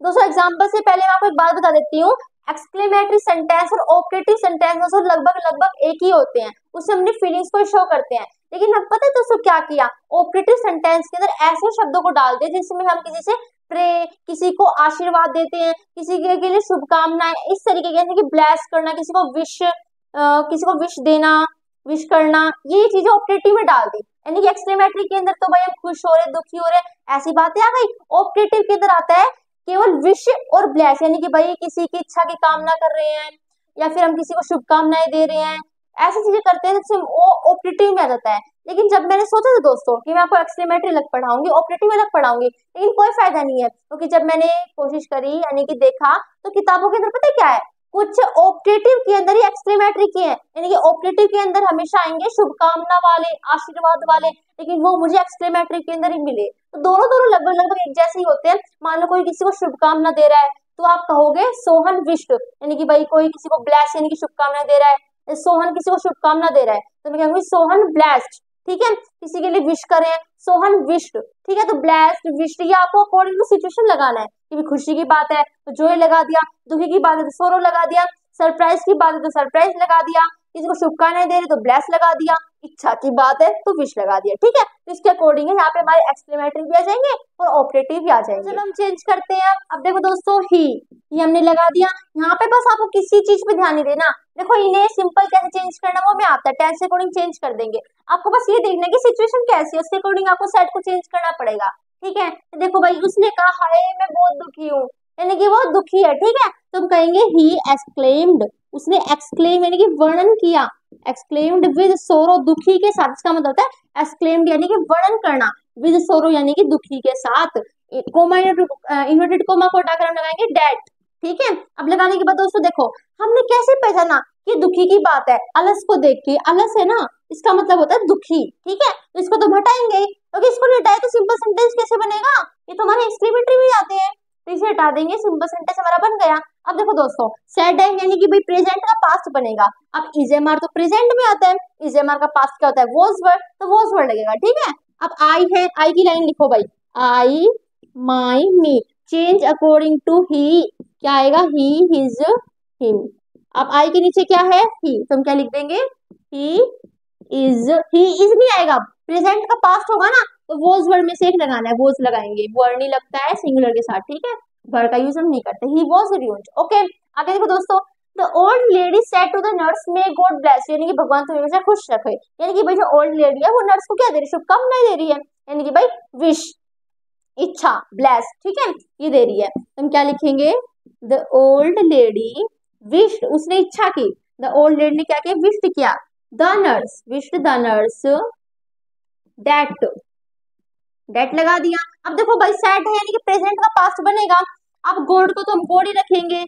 अब भाई मेक का पास्ट क्या होता है, माइट, याद रखना दोस्तों, मॉडल्स होते हैं हमारे ये, भाई मान लो डायरेक्ट स्पीच में मॉडल आ गया शैल, तो शैल का बनता है पास्ट शुड, विल का पास्ट वुड, कैन का पास्ट कुड, और मे का पास्ट माइट, ठीक है। तो ये आ जाए तो कैसे पास्ट बनेगा, मे का पास्ट क्या होता है, might, God might bless him. अब सॉरी हर, हर क्योंकि नर्स है ना, लड़की हो गई। अब देखो दोस्तों, आप कहीं सोच रहे होंगे दीदी प्रेजेंट और पास्ट बनाया तो प्रेजेंट में तो वर्ब की फर्स्ट फॉर्म थी, पास्ट बनाओगे तो वर्ब की सेकंड फॉर्म का यूज करो, लेकिन आपने की नहीं। लेकिन दोस्तों देखो, हमेशा हमेशा वर्ब की सेकंड फॉर्म का यूज करते हैं, पास्ट बनाते हैं, लेकिन यहाँ पे नहीं होगा, क्यों नहीं होगा, क्योंकि हमेशा दोस्तों मॉडल के बाद वर्ब की फर्स्ट फॉर्म आती है। ये मॉडल जो है ना हमारा पास्ट में मॉडल है, तो ये पूरी बात को समझा रहा है कि हाँ भाई बात हमारी पास्ट की है। हमने पे माइट का यूज कर दिया ना, माइट के बाद हमेशा वर्ब की फर्स्ट फॉर्म का यूज होता है, यानी कि माइट एक मॉडल है, और मॉडल की हमेशा मॉडल के बाद हमेशा वर्ब की फर्स्ट फॉर्म का यूज करना है। दीदी हम पता कैसे लगाएंगे कि पास्ट में है, देखो माइट बता रहे हैं, माइट का यूज हम पास्ट के लिए करते हैं, ठीक है। अब देखो यू था, यू की लाइन लिख लो, you your, you object reported speech का, चेंज अकॉर्डिंग टू नर्स के द्वारा, ठीक है, नर्स यानी कि लड़की है, शी हर, हर, ये हमारा आ गया, यू हमारा ऑब्जेक्ट है ना, तो हमारा हर आ गया, ओके। आगे देखो दोस्तों, Meera said how clever I am, Meera ने कहा कि मैं कितनी चालाक हूं मैं। अब यहाँ पे दोस्तों आपने ध्यान दी कि हम यहाँ पे पहचान नहीं पा रहे कि हम सैड को किस में चेंज करें, खुशी में, दुखी में, जब समझ ना पाओ ना, देखो भाई एक जगह आ जाए, मान लो कोई डायरेक्ट स्पीच आ गई, एक्सक्लेमेटरी सेंटेंस की डायरेक्ट स्पीच आ गई, और वो आ गई hurray we won the match, वाह हम मैच जीत गए, और तब भी आप ना समझ पाओ कि हम इसे एक्सक्लेम्ड विद जॉय सोरो सरप्राइज क्या करें, तब आपके मार्क्स कट सकते हैं, क्योंकि इसमें साफ साफ पता चल रहा है हुर्रे यानी खुशी की बात है। लेकिन यहाँ पे पता नहीं चल पाता, कई बार सिचुएशन आ जाती है हमें पता नहीं चल पाता, ठीक है। तो जरूरी नहीं है ये बताना कि वो खुशी के साथ कह रहा है, दुखी के साथ कह रहा है, ठीक है। मान लो मुझसे किसी ने बात कही है, मैं आपको बता नहीं पा रही, ये बात मैं आपको समझा नहीं पा रही कि उसने बात खुशी के साथ कही है, दुखी के साथ कही है, आश्चर्य होकर कही है, ये बात मैं आपको समझा नहीं पा रही। तो अगर मैं समझा ना पाऊँ ना, ठीक है, अगर मैं समझा ना पाऊँ, मुझे समझ ना आ रहा है वो कि वो किसी सिचुएशन के साथ कह रहा है, किसी फीलिंग से कह रहा है, तो मैं केवल आपको इतना भी कह सकती हूँ कि मीरा ने एक्सप्लेन किया, ठीक है, किसके साथ किया, दुखी के साथ, खुशी के साथ, ये जरूरी नहीं है अगर मुझे समझ में ना आए, ठीक है। अब देखो दोस्तों, यहाँ पे अलस था, अलस होके भी अगर आप केवल एक्सक्लेम्ड लिख रहे हो, माना गलत नहीं है, लेकिन बात पूरी इससे समझ में आ रही है, जब भी आप नहीं लगा रहे तो मार्क्स कटने मैंडेटरी है, यानी कि मार्क्स कट सकते हैं। लेकिन यहाँ पे बात कुछ हाँ इस तरीके की है, समझ में नहीं आ रही है, तो हम केवल इससे भी अपना काम चला सकते हैं, मीरा एक्सप्लेन्ड डेट, ठीक है, केवल इतना भी कर सकते हैं, विद किसके साथ कौन सी फीलिंग है मैं समझ नहीं पा रही हूँ, तो जरूरी नहीं है समझाना, ठीक है आपको, ओके। तो केवल उसने वो एक्सप्लेन करने की वर्णन कर रही है, मैं केवल आपको इतना भी कह सकती हूँ, ठीक है। अब मुझे एक्सक्लेमेटरी बात का सिंपल भी तो बनाना है ना, उसने क्या कहा था, ये कितनी चालाक, उसने भाई मुझसे कहा, मीरा ने मुझसे कहा कि यार कितनी चालाक हूं ना मैं, उसे कहने का क्या मतलब है, उसे कहने का मतलब है कि मैं बहुत चालाक हूँ, ठीक है। तो मैं तो एक्सक्लेमेट, उसने तो कहा था ऐसे कितनी चालाक हूं मैं तो आपको बिल्कुल सिंपल तरीके से बताऊंगी कि मीरा ने कहा कि वह चालाक थी, ठीक है। सैड है तो प्रेजेंट का तो पास्ट बनेगा he, I according to change into Meera, she आ जाएगा, that she was a clever person, person लिख दो, गर्ल लिख दो, ठीक है। ये बट जितना बड़ा होते जाओगे ना अकॉर्डिंग टू इसके आपको तो चेंज करना पड़ेगा, ठीक है, तो ये दिमाग की बात है, ठीक है, इसलिए मैं आपको कॉन्सेप्ट सिखाती हूँ, रूल्स तो भाड़ में जाए। अब I said to Oliver happy Diwali, आए क्या कर रहे हैं, हैप्पी दिवाली की वही एक प्रकार से विश, ठीक है। आई wished Oliver that happy Diwali, बस इतना कर दो, कुछ भी होता है इसमें, ठीक है। एंड दोस्तों आशा करते हो आपको समझ में आ गया होगा। अब हम आगे बढ़ते हैं। तो हम थोड़ा सा और आगे बढ़े और हमें पता चला कि नरेशन इंपेरेटिव सेंटेंस भी होती है। अब पहले ये समझो कि इंपेरेटिव सेंटेंस होते क्या है। सो देखो, ऐसे सेंटेंसेस जिनमें हम किसी को आदेश देते हैं या फिर किसी से सलाह लेते हैं या फिर किसी से सलाह देते हैं या फिर किसी को ऑर्डर देते हैं या फिर किसी से पोलाइट रिक्वेस्ट करते हैं या फिर किसी के लिए प्रे करते हैं, ऐसे सेंटेंस, या फिर हम किसी को मना करते हैं, ऐसे सेंटेंस को हम क्या कहते हैं, इंपेरेटिव सेंटेंस कहते हैं। जिसमें हम सलाह देना, ऑर्डर देना, रिक्वेस्ट करना, इनको हम क्या कहते हैं, इंपेरेटिव सेंटेंस कहते हैं। अगर ऐसे सेंटेंस आगे तो कैसे चेंज करेंगे, डोंट वरी, क्या करना है, इन्वर्टेड कोमा को हटाकर टू लगा देना है, बिल्कुल सिंपल है। सिंपल सेंटेंस है, फिर नेगेटिव था यानी कि असर्टिव सेंटेंस, ठीक है। सिंपल प्लस में नेगेटिव सेंटेंस हमारे असर्टिव सेंटेंस कहलाते हैं, ठीक है। जो असर डाले ये होते हैं हमारे सेंटेंस, ठीक है।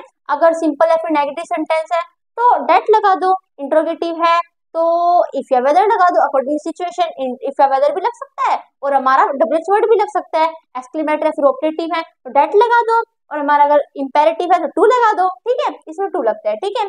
प्रेजेंट का पास्ट बनता है, इसमें सेड टू चेंज होता है इन चीजों में। भाई सलाह दे रहे हैं तो एडवाइस लिख दो, रिक्वेस्ट कर रहा है कोई तो रिक्वेस्टेड लिख दो, और कोई किसी से मना कर रहा है तो फॉरबेड लिख दो, कोई किसी से प्यार से कह रहा है कि प्लीज ये काम कर दो तो प्लीज काइंडली लगा दो, ठीक है। और इसमें दोस्तों कई बार आस्क्ड भी लग जाता है, हालांकि लगना नहीं चाहिए लेकिन कई बार लग जाता है और हम बहुत ज्यादा कंफ्यूज हो जाते हैं, क्योंकि जब हम हाई लेवल की पढ़ाई करते हैं ना नरेशन में, तो थोड़ा सा उल्टा पुल्टा चक्कर हो जाता है, आस्क्ड कहीं और भी मिल जाता है, तो वो आपको मिल सकता है। वो भाई दूसरे की बातें कहने के तरीके होते हैं। देखो भाई मैंने क्या कहा, इसमें इसके अकॉर्डिंग चेंज होगा, लेकिन कई बार आस्क्ड भी मिल जाता है, वो तरीका होता है बात के कहने का, कि हम कह ही नहीं रहे, हमें सलाह ही नहीं दे रहा, वो हाँ बात इंपेरेटिव में कर रहा है लेकिन सलाह वाला नहीं दे रहा, वो लगाना आस्क्ड चाहता है, ठीक है। तो वो अगले की सिचुएशन की बात है, ओके। देखो भाई आगे सन बटन से इसका हमें यूज करना है। अब चलेंगे अपने एग्जांपल्स की तरफ। तो हमारा एग्जांपल है, I said to him please sit down, भाई मैंने उससे कहा कि कृपया करके बैठ जाइए। अब देखो मैं क्या कह रही हूँ उससे, कृपया करके बैठ जाइए, यानी कि मुझे रिक्वेस्ट कर रही हूँ ना, तो said to change into requested, ठीक है। तो आई रिक्वेस्टेड हिम टू, ठीक है, टू आएगा। अब देखो हम प्लीज नहीं लगा सकते क्योंकि देखो इंपेरेटिव सेंटेंस को हम चेंज, भाई देखो इंपेरेटिव हो, एक्सक्लेमेटरी हो, कुछ भी सेंटेंस हो, चेंज इनटू सिंपल सेंटेंस होगा। क्यों होगा, क्योंकि बातें यही तो इंपेरेटिव में कर रहे थे, हम किसी और को बता रहे हैं। देखो इसमें क्या होता है, किसी और की बात किसी और से बताते हैं, जब हम किसी और से किसी और की बात को बताते हैं तो हम थोड़ी ना वो इंपेरेटिव, वो आदेश, वो विश, वो प्रे, वो ऑर्डर, वो हम थोड़ी दिखा रहे हैं, हम तो किसी और के दिखाई गई को बता रहे हैं, ठीक है। तो यहाँ पे मुझे पता कैसे चला कि रिक्वेस्ट की जा रही है, प्लीज देख के मैं तुम्हें सिट डाउन बैठ जाओ, यानी कि मैं आदेश दे रही हूँ बैठ जाओ, यानी कि आदेश, तो मैं यहाँ पे ऑर्डर लगाती, लेकिन प्लीज देके मुझे पता चला कि कृपया करके बैठ जाओ रिक्वेस्ट कर रहा है, इसलिए मैंने रिक्वेस्टेड लगा दिया, तो प्लीज की जगह पे तो आ गया रिक्वेस्टेड, ठीक है। तो प्लीज हट जाएगा टू सिट डाउन, ठीक है। अब कई सोचेंगे दी आपने गलत कर दिया, सैड है यानी कि टेंस चेंज होगा, वर्ब की फर्स्ट फॉर्म है, पास्ट बना वर्ब की सेकंड फॉर्म, नहीं दोस्तों यहाँ पे ये नहीं होगा। क्यों नहीं होगा, क्योंकि देखो भाई देखो माइट के केस में दीदी आपने ऐसा नहीं किया था, और फिर हम समझेंगे कैसे कि डायरेक्ट इनडायरेक्ट बना दिया आपने, यहाँ पे भी पास्ट यानी कि सैड था तो पास्ट में चेंज करना था। देखो दोस्तों सिंपल सेंटेंस की बात है तो प्रेजेंट का पास्ट हम बना देते हैं, लेकिन अभी हमने एक सेंटेंस देखा था एक्सक्लेमेटरी सेंटेंस, ऑप्टेटिव भी मान सकते हैं मुझे, उसमें क्या था, उसमें हमने मेक अ माइट बना दिया था, मेक अ माइट बना दिया ना हमने, तो माइट बता रहे हैं, माइट यानी कि पास्ट, माइट का मतलब होता है पास्ट, यानी कि पास्ट में इसका यूज करते हैं, तो माइट बता रहे हैं कि इंडायरेक्ट स्पीच हमारी पास्ट में है। इसी तरह दोस्तों रिक्वेस्टेड सेकंड फॉर्म है ना, रिक्वेस्टेड सेकंड फॉर्म है, तो ये बता रही है बात हमारी पास्ट में है।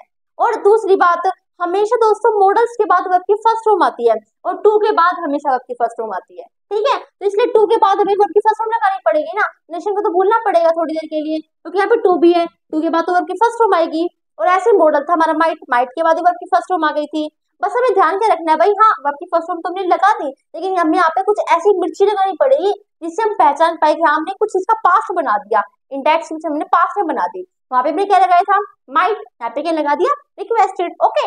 आगे देखो, she said to them respect your elder, उसने उनसे कहा कि अपने बड़ों का आदर करो, यानी कि उसे सलाह दी है, ऑर्डर नहीं दिया, आदेश नहीं दिया, आदेश थोड़ी ना था, आदेश होता है मेरे गिलास पानी लाओ, ये करो वो करो, ये आदेश होते हैं। उसने कहा अपने बड़ों का आदर करो, एक सलाह है ये। भाई हाँ है ना, एक अच्छी बात है, सलाह है ना ये। तो हम क्या लिखेंगे, she advised them to respect your change according to them, their आ जाएगा, ठीक है, रिस्पेक्ट देयर एल्डर। ओके आगे देखो दोस्तों, my mother said to me don't tell a lie, कभी भी झूठ नहीं बोलना चाहिए, तो वो आदेश दे रही है। भाई देखो, मेरी मम्मी ने मुझसे कहा कभी भी झूठ नहीं बोलना चाहिए, कभी भी झूठ मत बोलो, तो एक प्रकार से आदेश नहीं है, ये आदेश नहीं, ये सलाह है, लेकिन साथ ही साथ मना भी किया जा रहा है। आप फील करके देखो, मम्मी ने कहा कि कभी भी झूठ मत बोलो, यानी कि वो मना कर रही है, किसी काम के लिए मना कर रही है, मना कर रही है यानी कि फोरबेड, फोरबेड भी आ सकता है, लेकिन साथ ही साथ एक प्रकार से झूठ मत बोलो आदेश भी है एक प्रकार से। देखो थोड़ी थोड़ी फीलिंग आ रही है, आदेश भी है यानी कि ऑर्डर भी लगा सकते हैं, लेकिन साथ ही साथ झूठ नहीं बोलना चाहिए, सलाह है, एक एडवाइस भी है, तो तीनों चीज है, लेकिन सबसे ज्यादा अच्छा कौन सा है, फॉरवर्ड और एडवाइस, ऑर्डर इतना अच्छा नहीं है, ठीक है। तो हम यहाँ पे क्या क्या लगा सकते हैं, माय मदर, ऑर्डर भी, सॉरी ऑर्डर तो बिल्कुल नहीं, ऑर्डर अच्छा ही लगेगा, एडवाइस भी लगा सकते हैं, लेकिन ज्यादा सुटेबल फॉरवर्ड भी है कि मना किया जा रहा है ना, तो फॉरवर्ड लगा दो, फॉरबेड, माई मदर फॉरबेड मी। दोस्तों अब ध्यान दे रहे हैं, देखो भाई यहाँ पे टू लगेगा, कोमा को हटा के टू लगा दिया। इंपेरेटिव सेंटेंस का रूल है कि अगर डू नॉट आ जाए ना, देखो डू नॉट आते ही नोट टू लगाना है, याद करो फिर से 5 बार बोलो, इंपेरेटिव सेंटेंस में डू नॉट आ जाए, डू नॉट को चेंज कर दो नोट टू में, डू नॉट को चेंज कर दो नोट टू में, डू नॉट को चेंज कर दो नोट टू में, ठीक है, तो डू नॉट को चेंज कर दिया नोट टू में। अब टू नोट टू बहुत सारे हो जाते हैं, इसलिए यहाँ से इस टू को हटा दिया जाता है। इसका मतलब क्या है, इसका मतलब दोस्तों ये है, देखो इसका मतलब मैं आपको बताती हूँ, बाद में लेंगे, इसका मतलब ये है, देखो भाई कोमा इनवर्टेड कोमा को हटाकर टू तो लगेगा ही, बस अंतर इतना है जब हम मना करते हैं ना, तो मना के लिए नोट लगाएंगे, वो टू नोट के बाद आ जाता है, ठीक है। यहाँ पे भी हर जगह टू आ गया, लेकिन इंपेरेटिव सेंटेंस ऐसा है जिसमें मना कर रहे हैं, तो मना कर रहे हैं तो नोट तो लगाएंगी, और कोमा इनवर्टेड कोमा को हटा के टू भी लगेगा। बस इस रूल में क्या होता है, टू नोट के बाद थोड़ा सा खिसक जाता है, ठीक है, तो don't comma inverted comma don't, इन तीनों की जगह लग जाता है नोट टू, ठीक है, नोट टू।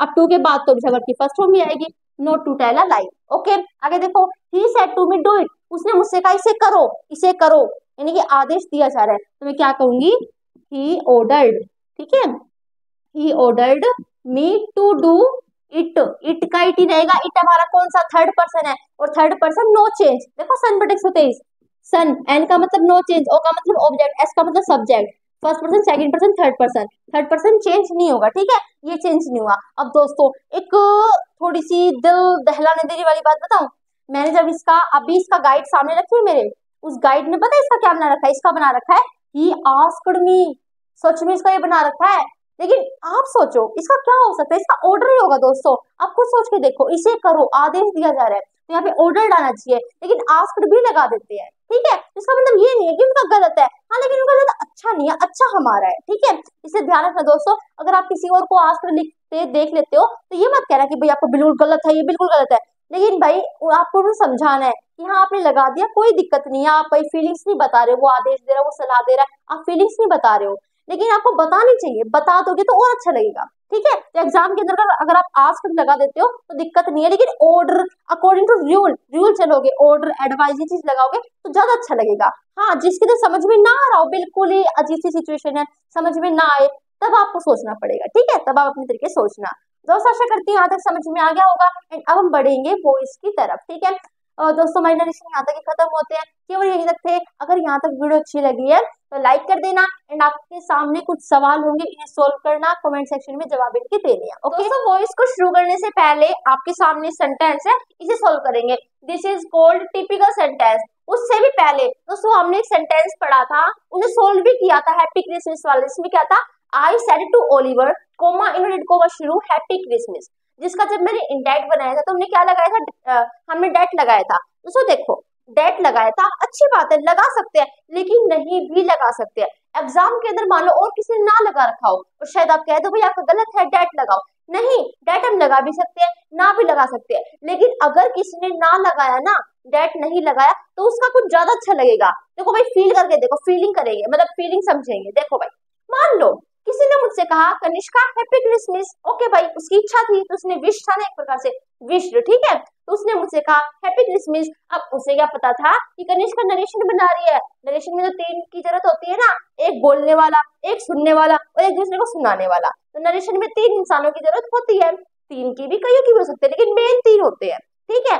अब उसे क्या पता था कि मैं नरेशन बना रही हूँ, यानी कि इस बात को भी किसी और को बताऊंगी। मैं आई भागी भागी आपके पास। ये बात मैंने जब आपको बताई तो मैं कैसे बता सकती हूँ? देखो भाई, मैं आपसे कहूंगी कि मुझसे ओलिवर ने कहा कि हैप्पी क्रिसमस।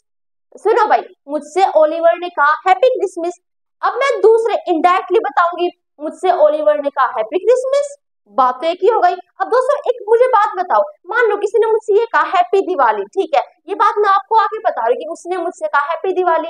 मैं आपसे ये भी कह सकती हूँ, देखो, एक तो मैं आपसे ये कहूँ कि उसने मुझसे हैप्पी दिवाली कहा, सुनो मेरी बात भाई, उसने तो मुझसे हैप्पी दिवाली कह दिया, ये बात मैं आपको आगे बता रही हूँ। एक तो मैं आपको ऐसे ही बता सकती हूँ कि पता है दोस्तों, उसने मुझसे हैप्पी दिवाली कहा, कह सकती हूँ ना ऐसे। और एक मैं ऐसे भी कह सकती हूँ कि पता है दोस्तों, उसने मुझसे कहा कि हैप्पी दिवाली, की यानी कि डेट, तुम डेट लगा भी सकते हैं, ना भी लगा सकते हैं, लेकिन दोस्तों देखो, जब हम डेट लगा देते हैं ना, तो डेट का मतलब है कि बात बहुत बड़ी है। उसने मुझसे कहा कि बात बहुत बड़ी है, इससे ये प्रकट होता है।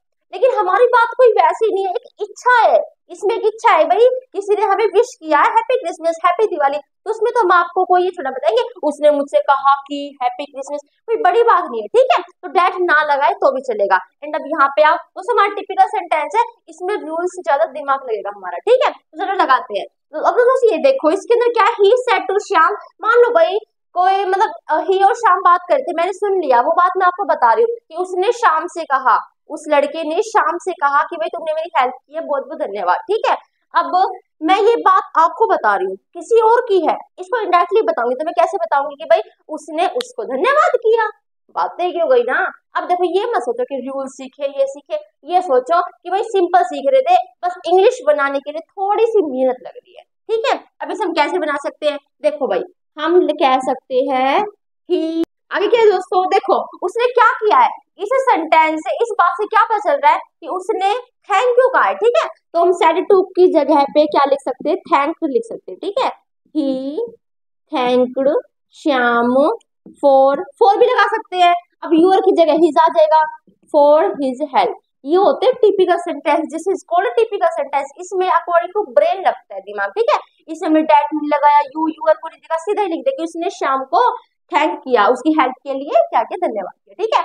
तो ऐसे जब सेंटेंस आ जाए ना, तो उसमें कुछ अपना ब्रेन भी लगाना पड़ेगा, ओके। तो आशा करती हूँ नरेशन समझ में यहाँ तक आगे होंगे। अगर समझ में आए हो तो वीडियो को लाइक कर देना, लाइक करना मत भूलना। अब हम शुरू करेंगे वॉइस, छोटा टॉपिक है, जल्दी अपना अपना कवर हो जाएगा। हम शुरू करने जा रहे हैं वॉइस। दोस्तों वॉइस से मतलब आप सबको, कईयों को तो ये लग रहा होगा कि हाँ अब हम आवाज सीखने वाले हैं, लेकिन ऐसा कुछ नहीं है। वॉइस का मतलब आवाज होता है माना, लेकिन ये वो वॉइस नहीं है, आवाज वाला वॉइस नहीं है, ठीक है, आवाज वाला वॉइस नहीं है, ये इंग्लिश ग्रामर वाला वॉइस है।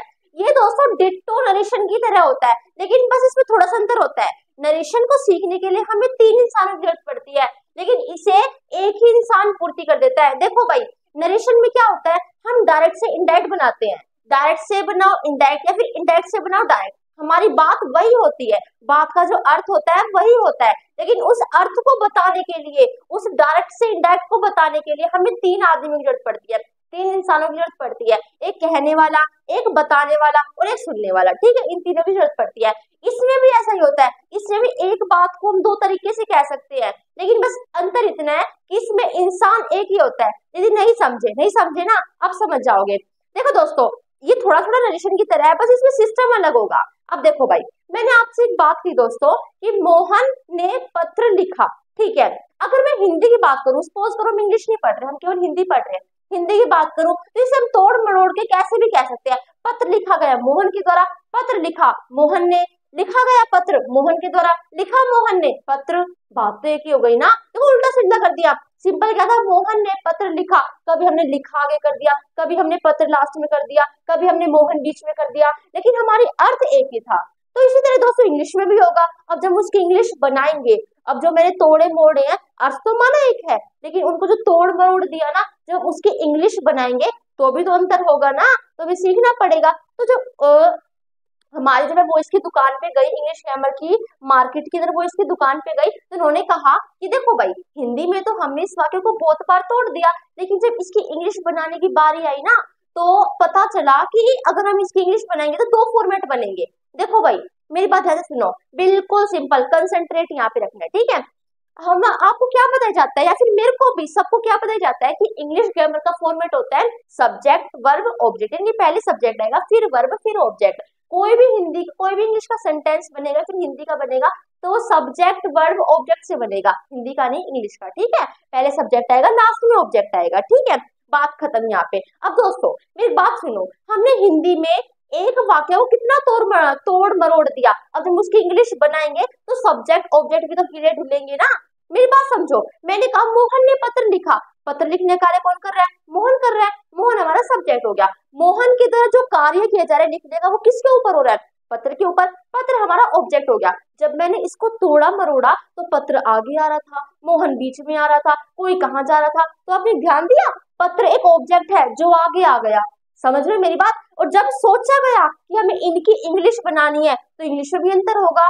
फिर सोचा गया कि इंग्लिश ग्रामर का फॉर्मेट तो सब्जेक्ट वर्ब ऑब्जेक्ट होता है, और हम इसी सब्जेक्ट वर्ब ऑब्जेक्ट, इसी जो ये सेंटेंस है, मान लो कोई सेंटेंस बना दिया हमने सब्जेक्ट वर्ब ऑब्जेक्ट के फॉर्मेट में, इसे हम तोड़े मरोड़ेंगे तो ऑब्जेक्ट सब्जेक्ट आगे पीछे भी जाएंगे, जाएंगे ना, तो ये जाते भी हैं। अब मेरी बात सुनो, वॉइस क्या होते हैं, जब दोस्तों एक ही बात को, जब एक ही बात को इंग्लिश में, एक ही बात को कहने के दो तरीके होते हैं, जिसमें सब्जेक्ट ऑब्जेक्ट आगे पीछे हिलते ढूंढते रहते हैं, उसे हम वॉइस कहते हैं। शायद कहीं मिले ना, गाइड की तरह ढूंढ लेना, गाइड की तरह बहुत अजीब मिलेगी, कोई भी मतलब जरूरी नहीं है समझने की, वो जो मिलेगी ना वो मैं आपको रिव्यूज में समझा दूंगी, ठीक है, वो बिल्कुल अलग है। मेरी बात समझो, जब हम एक ही बात को दो तरीके से कह सकते हैं, जब हम एक ही बात को दो तरीके से कह सकते हैं, उसे इंग्लिश ग्रामर की भाषा में वॉइस कहा जाता है। ऐसे देखो, दिनकर ने पत्र लिखा, पत्र लिखा गया दिनकर के द्वारा, बात तो एक ही है, बस अंतर कितना हुआ, देखो दोनों बात एक है, बस ये जो है ये आगे आ गया, ये पीछे आ गया।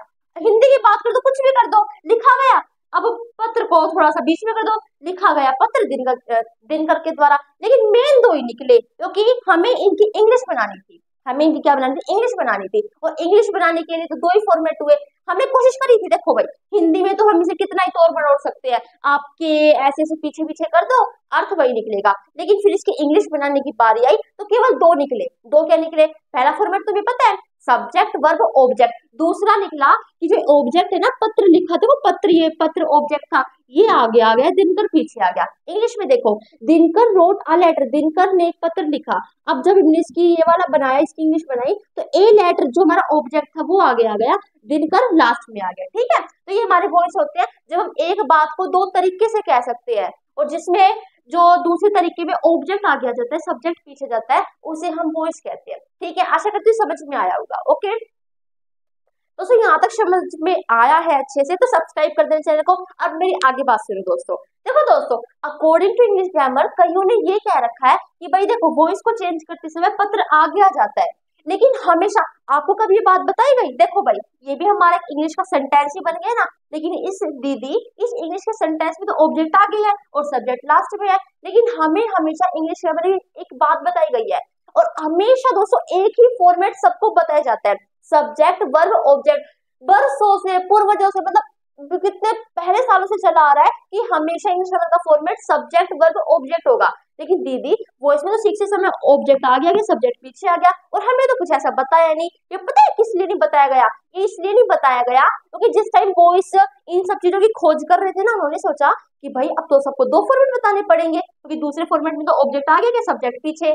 उन्होंने सोचा नहीं, दो नहीं बताएंगे, हम बताएंगे एक ही, कौन सा वाला, सब्जेक्ट वर्ब ऑब्जेक्ट। बस क्या करेंगे, जब इसे चेंज कर देंगे ना, तो इसे सब्जेक्ट कह देंगे, ये कर दिया, मतलब सब्जेक्ट तो हमेशा आगे रहेगा। हालांकि हम सब जानते हैं कि यहाँ पे ये एज एन ऑब्जेक्ट है, यहाँ पे हमारा सब्जेक्ट है, क्योंकि सब्जेक्ट होता है कार्य को करने वाला, इसमें कार्य यही कर रहा है, प्रभाव इस पे ही पड़ रहा है, ये हमारा ऑब्जेक्ट है, ये हमारा सब्जेक्ट है। लेकिन फॉर्मेट एक रखने के लिए क्या कह दिया गया कि सबको ये कह देंगे कि पासिव वॉइस में जो ऑब्जेक्ट आगे आ जाता है ना, उसे सब्जेक्ट की तरह आगे आने पड़ता है। कार्य, कार्य तो हमारा ये करेगा, कार्य करने वाला ये होगा और प्रभाव पड़ने वाला ये होगा, बस कह देंगे फॉर्मेट को एक रखने के लिए हम क्या कह देंगे कि जो हमारा आगे आया है ना वो हमारा सब्जेक्ट कहलाएगा और जो हमारा पीछे आया है वो हमारा ऑब्जेक्ट कहलाएगा। हालांकि दिनकर कार्य कर रहा है, दिनकर सब्जेक्ट है, लेकिन ये कह दिया गया ताकि फॉर्मेट एक रहे। फॉर्मेट क्या रहे? Subject verb object. इसमें ऑब्जेक्ट नहीं है, ऑब्जेक्ट ये है। देखो भाई, अकॉर्डिंग टू अगर हम ब्रेन की अगर हम कॉन्सेप्ट देखें तो ऑब्जेक्ट ये, सब्जेक्ट ये है, लेकिन फॉर्मेट एक रखने के लिए कि हमेशा सब्जेक्ट आगे रहना चाहिए, ऑब्जेक्ट पीछे रहना चाहिए। इसको भी ये कह दिया गया कि ए लेटर तू पता है तू सब्जेक्ट बन जा और दिनकर तू ऑब्जेक्ट बन जा।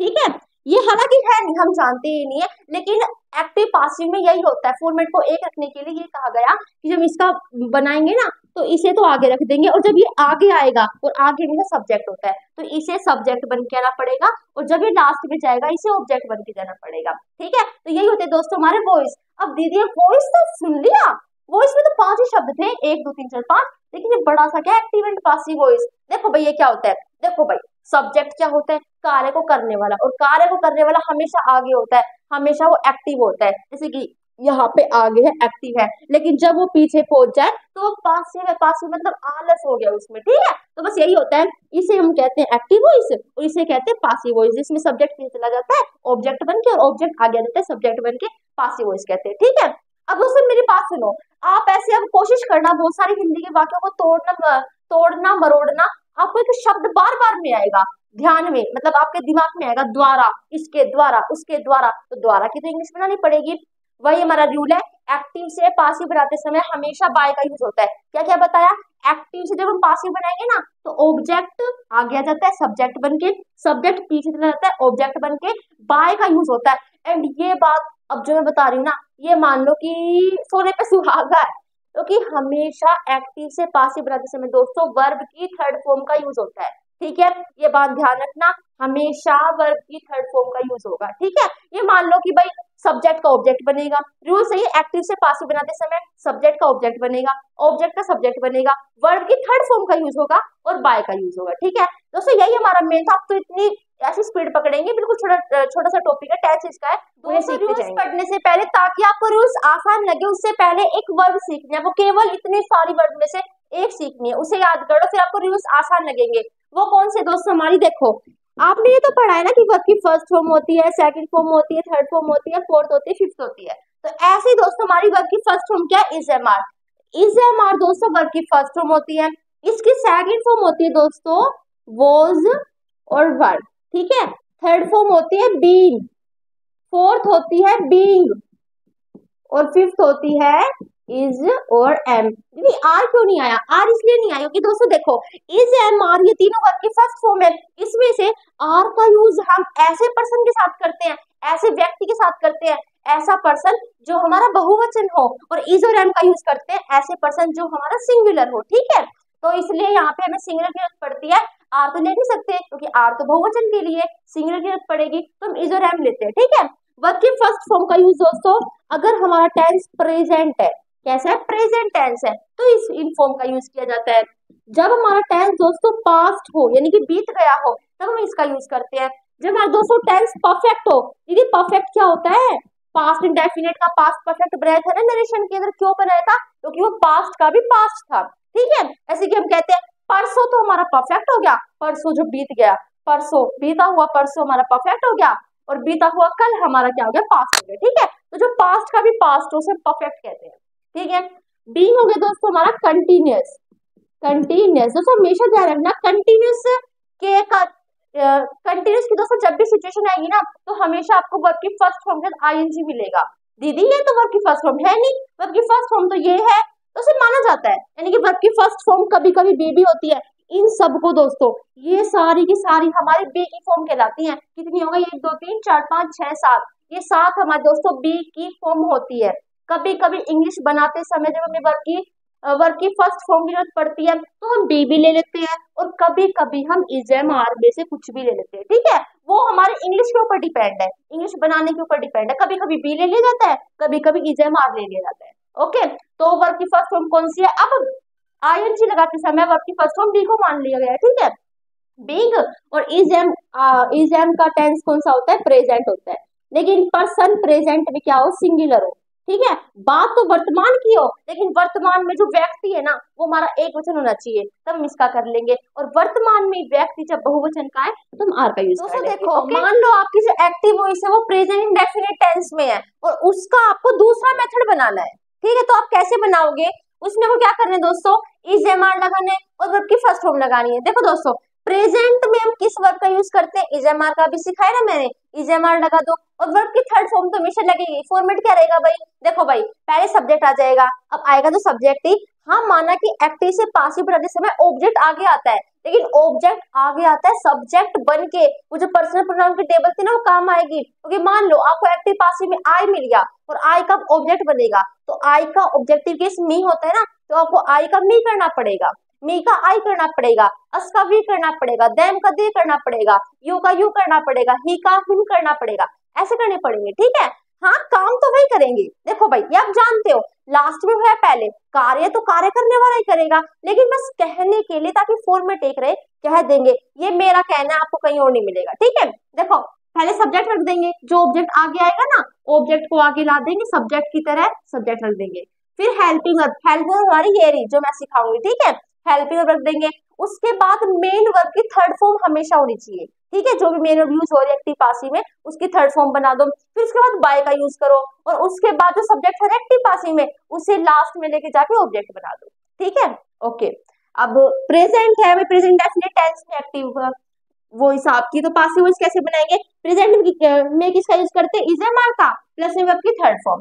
प्रेजेंट कंटिन्यूअस टेंस में तो कैसे करेंगे, प्रेजेंट प्रेजेंट की कौन सी वर्ब की फॉर्म होती है, इज एम आर। कंटिन्यूअस की कौन सी होती है, बीइंग, अभी सिखाई थी ना, इज एम आर बीइंग, और वर्ब की थर्ड फॉर्म तो रहेगी। ठीक है, प्रेजेंट परफेक्ट, इसमें ऐसा नहीं है कभी आप इसमें तोड़ो, प्रेजेंट में इज एम आर, परफेक्ट में बीन, तो आप ऐसे कर दो, नहीं ऐसे नहीं करना, इसमें करना है बस प्रेजेंट देख के तो इज एम आर लगा दिया, प्रेजेंट देख के इज एम आर लगा दिया, कंटिन्यूस देख के बीन लगा दिया।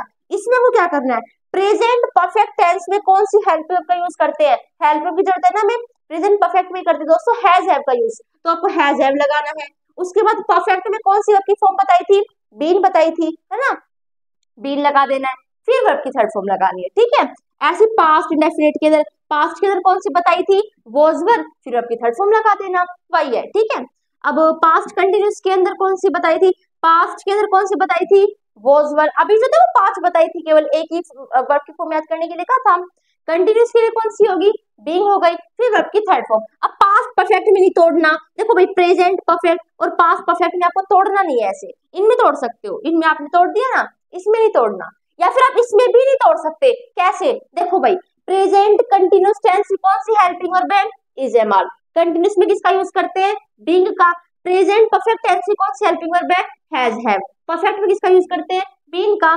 पास्ट इंडेफिनिट में, पास्ट इंडेफिनिट और प्रेजेंट इंडेफिनिट में ये आपको समझना है, प्रेजेंट में इज एम आर और पास्ट में वाज वर। पास्ट कंटिन्यूस आ गया तो कौन सी टेंस का यूज करते हैं, कौन सी हेल्पिंग वर्ब का यूज करते हैं, वाज वर। कंटिन्यूस आते ही बीइंग, फिर वर्ब की थर्ड फॉर्म। पास्ट परफेक्ट में कौन सी हेल्पिंग वर्ब होती है, हैड। परफेक्ट है तो बीन, फिर वर्ब की थर्ड फॉर्म।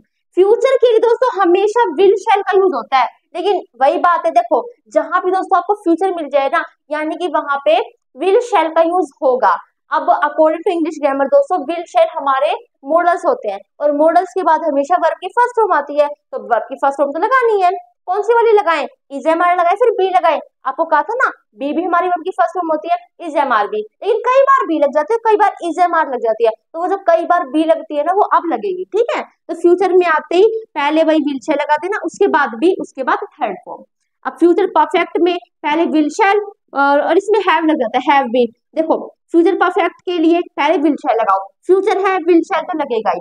फ्यूचर परफेक्ट में कौन सी हेल्पिंग वर्ब होती है, हैव बीन लगा दिया, उसके बाद परफेक्ट है यानी कि वर्ब की थर्ड फॉर्म। ठीक है, बस ये रूल है, कुछ भी नहीं है, इजी है बिल्कुल, कोई याद करने की चीज नहीं है, रिलेट करके सीखोगे तो सीख जाओगे। ठीक है, अब हमें जल्दी जल्दी दोस्तों, ज्यादा नहीं, केवल हम इन सबके एक एक दो एग्जांपल ही पढ़ पाएंगे, ज्यादा नहीं पढ़ पाएंगे, क्योंकि दो टॉपिक एक वीडियो के अंदर हम केवल डिफरेंस सीखने वाले थे, जो हम सीख चुके हैं। मेन टारगेट हमारा डिफरेंस सीखने का था, हमने सीख लिया। अब फटाफट इनके एग्जाम्पल्स और दोहराते हैं दोस्तों। एग्जाम्पल्स आ गए तो कमर कस के बैठ जाओगे, बहुत ज्यादा मजा आने वाला है। ठीक है, उससे पहले मैं आपको कुछ फॉर्मेट रिवीजन करवा देती हूँ फॉर्मेट का। तो हमारे जब मान लो दोस्तों सिंपल सेंटेंस हो तो फॉर्मेट क्या होता है, पहले सब्जेक्ट, फिर हेल्पिंग वर्ब, फिर मेन वर्ब, फिर ऑब्जेक्ट। लेकिन अगर हमारा नेगेटिव सेंटेंस आ जाए तो क्या होता है, पहले सब्जेक्ट फिर हेल्पिंग वर्ब, हेल्पिंग वर्ब के बाद नोट लगा देते हैं, फिर मेन वर्ब और फिर ऑब्जेक्ट। और मान हमारा सेंटेंस इंट्रोगेटिव आ जाए तो जो हेल्पिंग वर्ब है ना वो पहले आ जाएगी, उसके बाद सब्जेक्ट, उसके बाद मेन वर्ब, उसके बाद ऑब्जेक्ट। और सेंटेंस आ जाए इंट्रोगेटिव नेगेटिव तो पहले हमारी हेल्पिंग वर्ब, फिर सब्जेक्ट, फिर नोट, फिर ऑब्जेक्ट, सॉरी फिर नोट, फिर मेन वर्ब की थर्ड फॉर्म, फिर ऑब्जेक्ट। ठीक है, ऐसे याद रखना, ये हमारी इसमें काम आएगा। अब देखो भाई, they play a game, way game खेलते हैं, गेम खेला जाता है उनके द्वारा, बात तो वही हो गई, बस हमने गेम को आगे कर दिया। ठीक है, यही होता है ना एक्टिव से passive, this is called active voice, और जो मैं बनाऊंगी this is called passive voice. ठीक है, अब देखो दोस्तों इसके अकॉर्डिंग चलना है, पहले सब्जेक्ट आएगा, ऑब्जेक्ट यहाँ पे आएगा तो सब्जेक्ट बन के आएगा। अब ये गेम दोस्तों देखो, बनने के बाद गेम कार्य, जो कार्य है इसका, वो तो इसका प्रभाव पड़ने का नहीं, ऑब्जेक्ट का कार्य है, लेकिन बस इसने आगे आगे सब्जेक्ट की जगह ले ली ना, इसलिए इसका नाम क्या पड़ जाएगा, सब्जेक्ट पड़ जाएगा। और दूसरी बात वही बात है कि सबको केवल एक फॉर्मेट बताने के लिए भी हमें इसे सब्जेक्ट कहना पड़ा। ठीक है, उसके बाद हेल्पिंग वर्ब आएगी। टेंस कौन सा है, टेंस दोस्तों हमारे प्रेजेंट इंडेफिनिट, कैसे पहचाना, यहाँ पे वर्ब की फर्स्ट फॉर्म है और प्रेजेंट इंडेफिनिट की पैटर्न होती है ये। ठीक है, ओके, तो अगर भाई प्रेजेंट इंडेफिनिट टेंस है तो क्या करना है, सब्जेक्ट के बाद इज एम आर लगेगा, एक गेम है तो इज लगेगा, सिंगुलर है। इसके बाद वर्ब की थर्ड फॉर्म कौन सी है भाई, प्ले है, प्लेड आ जाएगा, प्लेड, फिर क्या लगेगा, बाय, बाय, फिर ऑब्जेक्ट, जो सब्जेक्ट है वो ऑब्जेक्ट बन जाएगा, सब्जेक्ट हमारा क्या है, दे। अब जो दोस्तों जो सब्जेक्ट है ना वो ऑब्जेक्ट की जगह पर जाएगा, ऑब्जेक्ट वो बनेगा, तो दे का ऑब्जेक्टिव केस क्या होता है, them, they, their, them, they subjective case, them objective case. ठीक है, ये ऐसे बनेंगे। अब इसका मतलब ये नहीं है देम ऑब्जेक्टिव केस बन गया, ए गेम सब्जेक्ट बन गया, इसका मतलब ये नहीं है कि कार्य ये कर रहा है, कार्य तो हमारा यही कर रहा है, इसे बना के देख लो, कार्य तो यही कर रहे हैं, उनके द्वारा तो ये खेला गया है। ठीक है, देखो भाई ही डजंट राइट्स लेटर, अब इसमें क्या करेंगे, देखो नेगेटिव सेंटेंस है, प्रेजेंट इंडेफिनिट टेंस है, कैसे प्रेजेंट है, डज से।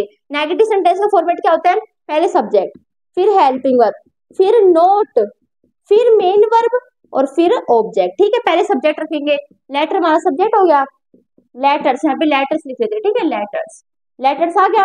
अब लेटर्स के बाद फिर क्या है, हेल्पिंग वर्ब, भाई प्रेजेंट इंडेफिनिट टेंस है तो हेल्पिंग वर्ब किसका यूज करेंगे, पासिव बनाते समय इज एम आर का। ठीक है, इज एम आर में से कौन सी आएगी, बहुवचन पर्सन है तो आर लगेगी, लेटर्स आर। उसके बाद नोट लगेगा, हेल्पिंग वर्ब के बाद नोट लगेगा, नोट, नोट के बाद मेन वर्ब, पासिव वॉइस बनाते समय कौन सी मेन वर्ब लगती है, हमेशा थर्ड फॉर्म लगती है। इसमें से कौन मेन वर्ब क्या है हमारी, राइट, राइट की थर्ड फॉर्म होती है रिटर्न। ठीक है, रिटर्न, उसके बाद क्या लगेगा, बाय लगेगा। ठीक है, पासिव बना रहे हैं ना, हाँ इसमें तो ऑब्जेक्ट है, मेन के बाद ऑब्जेक्ट है, लेकिन पासिव बनाते समय बाय लगा रहे हैं, फिर ऑब्जेक्ट। अब ऑब्जेक्ट क्या है, ही का ऑब्जेक्ट इक्वेशन क्या होता है, हिम। ठीक है, ऐसे बन गया। आगे देखो, डू वी टीच यू, क्या डू वी टीच यू, क्या हम तुम्हें पढ़ाते हैं, यानी कि सवाल कर रही हूँ मैं, सवाल करते हैं, इंटरोगेटिव सेंटेंस है और उसमें क्या होता है दोस्तों, हेल्पिंग वर्ब आगे जाती है, फिर सब्जेक्ट, फिर मेन वर्ब और फिर ऑब्जेक्ट, और साइन ऑफ इंटरोगेशन तो लगेगा ही। ठीक है, अब ऐसे बनाना है हमें, पहले आएगी हेल्पिंग वर्ब, कौन सा टेंस है, प्रेजेंट इंडेफिनिट, यानी कि पासिव बनाते समय हम इज एम आर का यूज करेंगे, is am are helping verb का यूज करेंगे।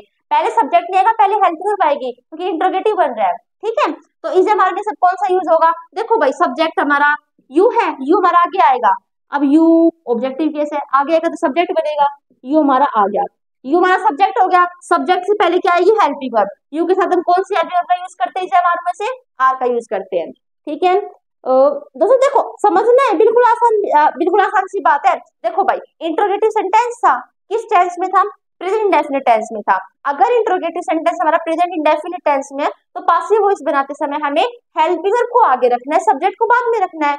अब हेल्पिंग वर्ब कौन सी यूज होगी, इज एम आर यूज होंगी, क्योंकि प्रेजेंट इंडेफिनिट का पासिव बनाते हैं तो is am are helping verb का यूज करते हैं। अब इज एम आर में से कौन सी लगेगी, ये सब्जेक्ट के ऊपर डिपेंड करता है। अब जो ऑब्जेक्ट सब्जेक्ट बन गया है वो क्या है, यू पे डिपेंड है, आर लग गया।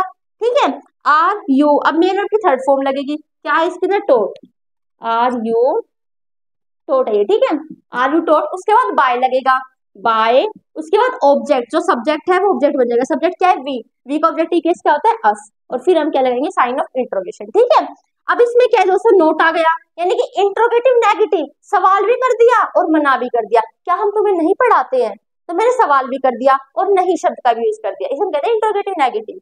अब मैं इसका कैसे बनाऊंगी, देखो भाई वही सिंपल है, प्रेजेंट इंडेफिनिट टेंस का पासिव बनाएंगे, इज एम आर का यूज करेंगे। अब इज एम आर में से कौन सी लगेगी, देखो सब्जेक्ट क्या है, यू है तो यू के साथ हम आर लगाते हैं, आर यू का सब्जेक्टिव केस यू ही होता है, कभी सोचो दीदी आपने इसको चेंज नहीं किया, यू का सब्जेक्टिव केस यू होता है, ठीक है। आर यू, उसके बाद नोट लगेगा, आर यू नोट, नोट के बाद देखो आर यू नोट क्यों लगा, क्योंकि इंटरोगेटिव नेगेटिव है ना, उसके बाद वर्ब की थर्ड फॉर्म लगेगी, वर्ब की थर्ड फॉर्म क्या है, taught, are you not taught by, be का क्या बन गया, अस बन गया, ठीक है, साइन ऑफ इंटरोगेशन। आगे देखो, व्हाट डू यू ईट, तुम क्या खाते हो, सवाल ही कर रहे हैं। अब इसका क्या करें, इसमें कैसे बनेगा, देखो इसमें कैसे बनाना है, जो सवाल कर रहे हैं ना, जो हमारा डब्ल्यूएच वर्ड है उसे आगे रखो, बट उसके बाद क्या करना है, भाई इंट्रोगेटिव है तो हेल्पिंग वर्ब आगे आ जाएगी, सब्जेक्ट से इंट्रोगेटिव आती दोस्तों, हेल्पिंग वर्ब हमेशा सब्जेक्ट से आगे आ जाती है। फिर हमें सोचना है कि हेल्पिंग कौन कौन सी लगेंगी, इज, एम, आर, अब ये सब्जेक्ट पे डिपेंड है। अब देखो भाई सब्जेक्ट क्या यूज हो रहा है, सब्जेक्ट इसमें है ही नहीं तो छोड़ दो, ठीक है, वट सीधा इज लगा दो, वट इज सब्जेक्ट है नहीं, उसके बाद main verb, what is eaten by, you का क्या बन गया, यू, ठीक है, ऐसे बनेगा। ओके, आशा करती हूँ समझ में आगे होंगे। तो हमारा नेक्स्ट है, the gardener is plucking flower. अब देखो हम इसे बिल्कुल आराम से सीखेंगे, मान लो एग्जाम में बैठे हो तो आपको कैसे चेक करना है, पहले आपको देखना है कि इसका टेंस कौन सा है, हमने टेंस देखा भाई इज प्लकिंग, इज प्लस में वर्ब की फर्स्ट फॉर्म प्लस आईएनजी, यानी कि प्रेजेंट कंटिन्यूअस टेंस है। ये देखने के बाद आपको ये देखना है कि प्रेजेंट कंटिन्यूअस टेंस कौन से सेंटेंस में है, यानी कि इसका सेंटेंस इंट्रोगेटिव है, सिंपल सेंटेंस है, नेगेटिव सेंटेंस है, इंट्रोगेटिव नेगेटिव सेंटेंस है, कैसा है वो देखना है। अब इसका कैसा है, सिंपल सेंटेंस है तो फिर इतना देखने के बाद आपको ये आपने ये देखना कि प्रेजेंट कंटिन्यूअस टेंस है, तो आपको सीधा ही सोचना भाई प्रेजेंट कंटिन्यूअस टेंस है, यानी कि इसकी पासिव वॉइस बनते समय हेल्पिंग वर्ब हमारी क्या आएंगी, इज, एम, आर प्लस में बीइंग आएगी, ठीक है। अभी मैंने करवाई थी, कौन सा टेंस है, प्रेजेंट कंटिन्यूअस, ठीक है, प्रेजेंट के लिए क्या थी, इज, एम, आर, और कंटिन्यूअस के लिए क्या थी, बीइंग। वर्ब की थर्ड फॉर्म बाय, ये तो कॉमन रहते हैं, तो सब में कॉमन है, ठीक है, केवल हेल्पिंग वर्ब केवल इन पे ध्यान देना है, ओनली हेल्पिंग वर्ब। देखो मेन वर्ब की थर्ड फॉर्म ही आएगी, सब जानते हैं, बाय आएगा सब जानते हैं, ऑब्जेक्ट आएगा सब जानते हैं, सब्जेक्ट आएगा सब जानते हैं, केवल हेल्पिंग वर्ब में टेंस के अकॉर्डिंग फर्क होगा, टेंस देखना है, फिर टेंस देखो, टेंस सोचते ही हाँ टेंस ये है, उसी टाइम सोच लेना कि हेल्पिंग वर्ब कौन कौन सी लगनी है, ठीक है, ये सोच लेना है। अब देखो the, sorry sorry sorry, the gardener नहीं, अब इसका देखो सब्जेक्ट ऑब्जेक्ट बनेगा, ठीक है बनाते हैं। ओके, फ्लोवर हमारा आगे आ जाएगा, फ्लोवर आगे आ गया, फ्लोवर, एक फ्लोवर है तो यानी कि इज लगेगा, पहले सब्जेक्ट आ गया, अब इज, एम, आर में से कोई एक फॉर्म लगेगी, एक वचन है तो इज लगेगा, फ्लोवर इज, उसके बाद बीइंग लगेगा, पहले देखो हेल्प में हमारी दो है, ये भी है और बीइंग भी है, इज बीइंग, ठीक है, इज बीइंग। अब क्या आएगा, वर्ब की थर्ड फॉर्म क्या है, इज बीइंग प्लक्ड बाय, किसके द्वारा, द गार्डनर, ठीक है, बाय द गार्डनर। ओके, तो सो मान लो यहाँ पे आ जाता the gardener is not plucking flower, तो क्या करते, तो आपको पता है क्या करना था, देखो भाई ध्यान रखना, अगर नोट आ जाए, नेगेटिव सेंटेंस आ जाए, तो हमेशा बताया जाता है कि नोट के आते ही फॉर्मेट क्या बन जाता है, सब्जेक्ट, सब्जेक्ट के बाद हेल्पिंग और हेल्पिंग के बाद नोट। तो अब क्या करोगे भाई, मान लो यहाँ पे नोट आ जाता, मान लो इसके बाद नोट आ जाता, तो अब क्या करते हैं, हेल्पिंग के बाद नोट, हेल्पिंग हमारी इज, एम, आर प्लस में बीइंग, तो आप इसके बाद नोट लगाते, लेकिन नहीं, जब दोस्तों हमारी दो हेल्पिंग वर्ब हो ना, एक तो ये है और एक है, तो इसमें से तो कोई एक ही आएगी, एक तो हमारी ये हेल्पिंग वर्ब हो गई और एक ये हेल्पिंग वर्ब हो गई। देखो सुनो, जब सेंटेंस के अंदर एक हेल्पिंग वर्ब हो और फिर नोट का सेंटेंस हो, तो वो क्या करना है, एक हेल्पिंग वर्ब के बाद नोट लगा देना, फिर मेन वर्ब लगा देना। लेकिन कोई सेंटेंस ऐसा है जिसके अंदर दो हेल्पिंग वर्ब है, जैसे कि ये और ये चार नहीं है, इनमें से तो कोई एक ही लगेगी ना, वो तो हम पर्सन देखेंगे सिंगुलर है या फिर प्लूरल है, ठीक है।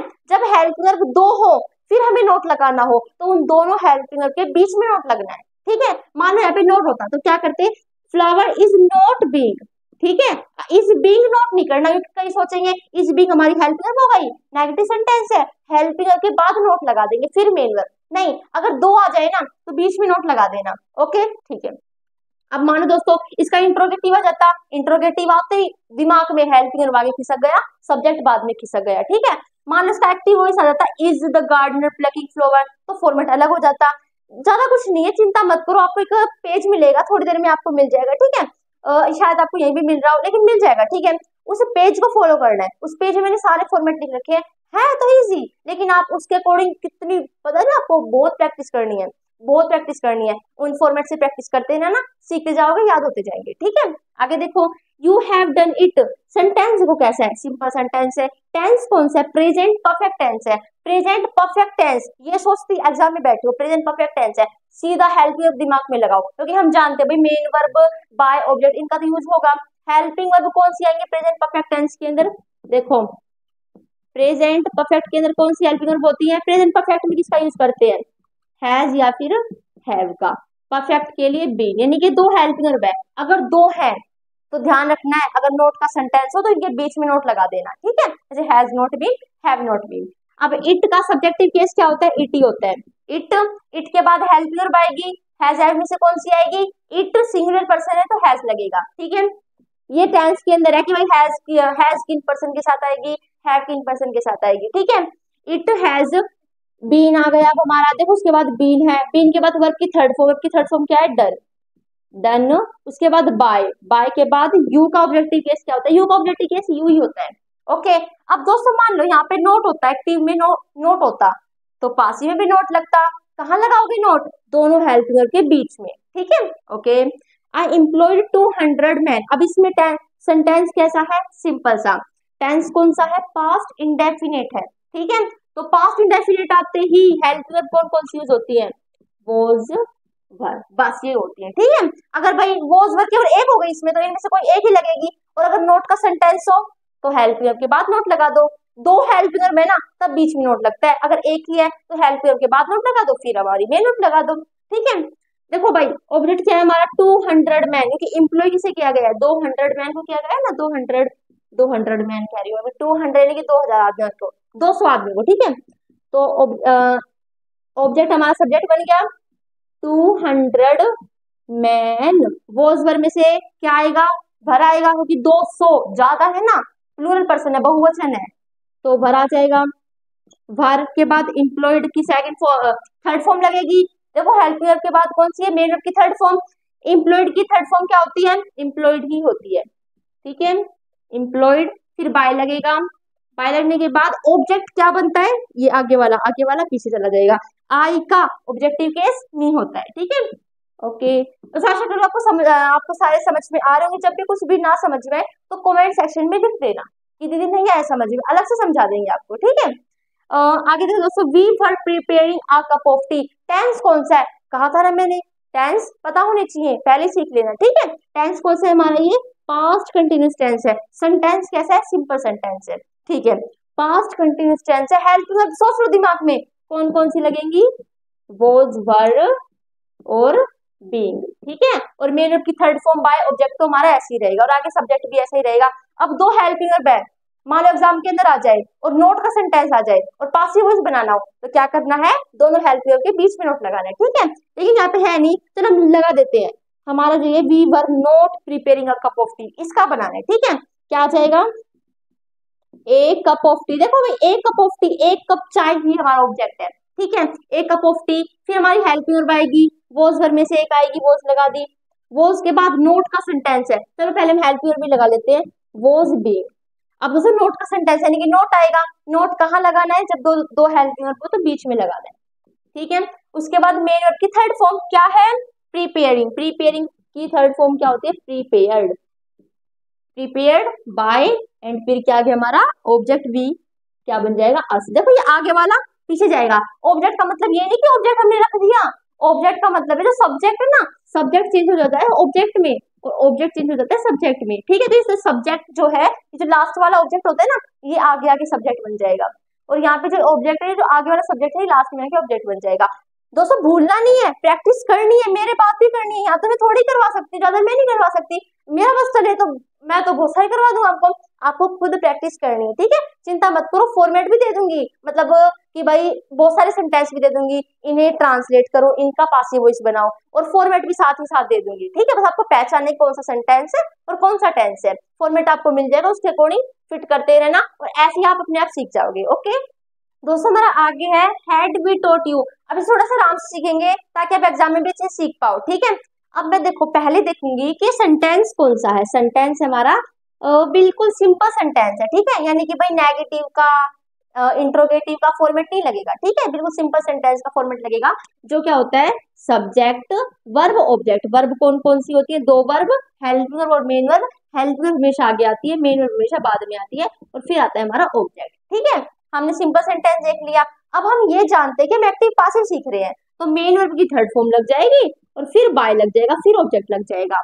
और हमें ये पता है कि हम पासिव वॉइस सीख रहे हैं, तो ये सब्जेक्ट ऑब्जेक्ट वाला बनेगा और ये ऑब्जेक्ट सब्जेक्ट वाला बनेगा, ठीक है। अब हम टेंस देखेंगे, टेंस कौन सा है। टेंस हमने देखा हैड वी टॉट यू, ये टेंस है दोस्तों हमारा पास्ट परफेक्ट, ठीक है। कौन सा टेंस हमारे पास्ट परफेक्ट है।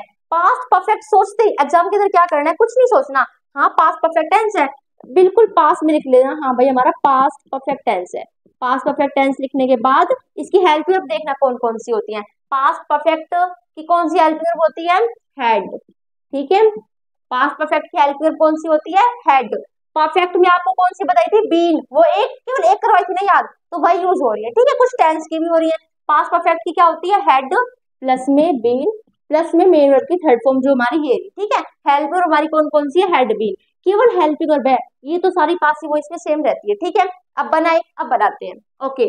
यू हमारा आगे आएगा सब्जेक्ट बनके, यू का सब्जेक्ट केस क्या होता है, यू के बाद हमें क्या लगानी, सब्जेक्ट बन गया हेल्प वर्ब, हेल्प वर्ब लगेगी हैड बीन, तो हमने लगा दिया यू हैड बीन। अब आगे हमारी मेन वर्ब की थर्ड फॉर्म, मेन वर्ब की थर्ड फॉर्म कौन सी है, टोट, यू हैड बीन टोट, उसके बाद बाय लगेगा, ठीक है, बाय। अब कई सोच रहे होंगे दीदी यहाँ पे भी टोट वर्ब की थर्ड फॉर्म है, होता है, यहाँ पे भी वर्ब की थर्ड फॉर्म यहाँ पे भी लगा दो, वो तो इसका टेंस है, यानी कि इस टेंस में वर्ब की थर्ड फॉर्म लगती है, और पासिव वॉइस बनाते समय भी हमेशा वर्ब की थर्ड फॉर्म लगती है, तो वैसे भी लिख सकते हो, ठीक है।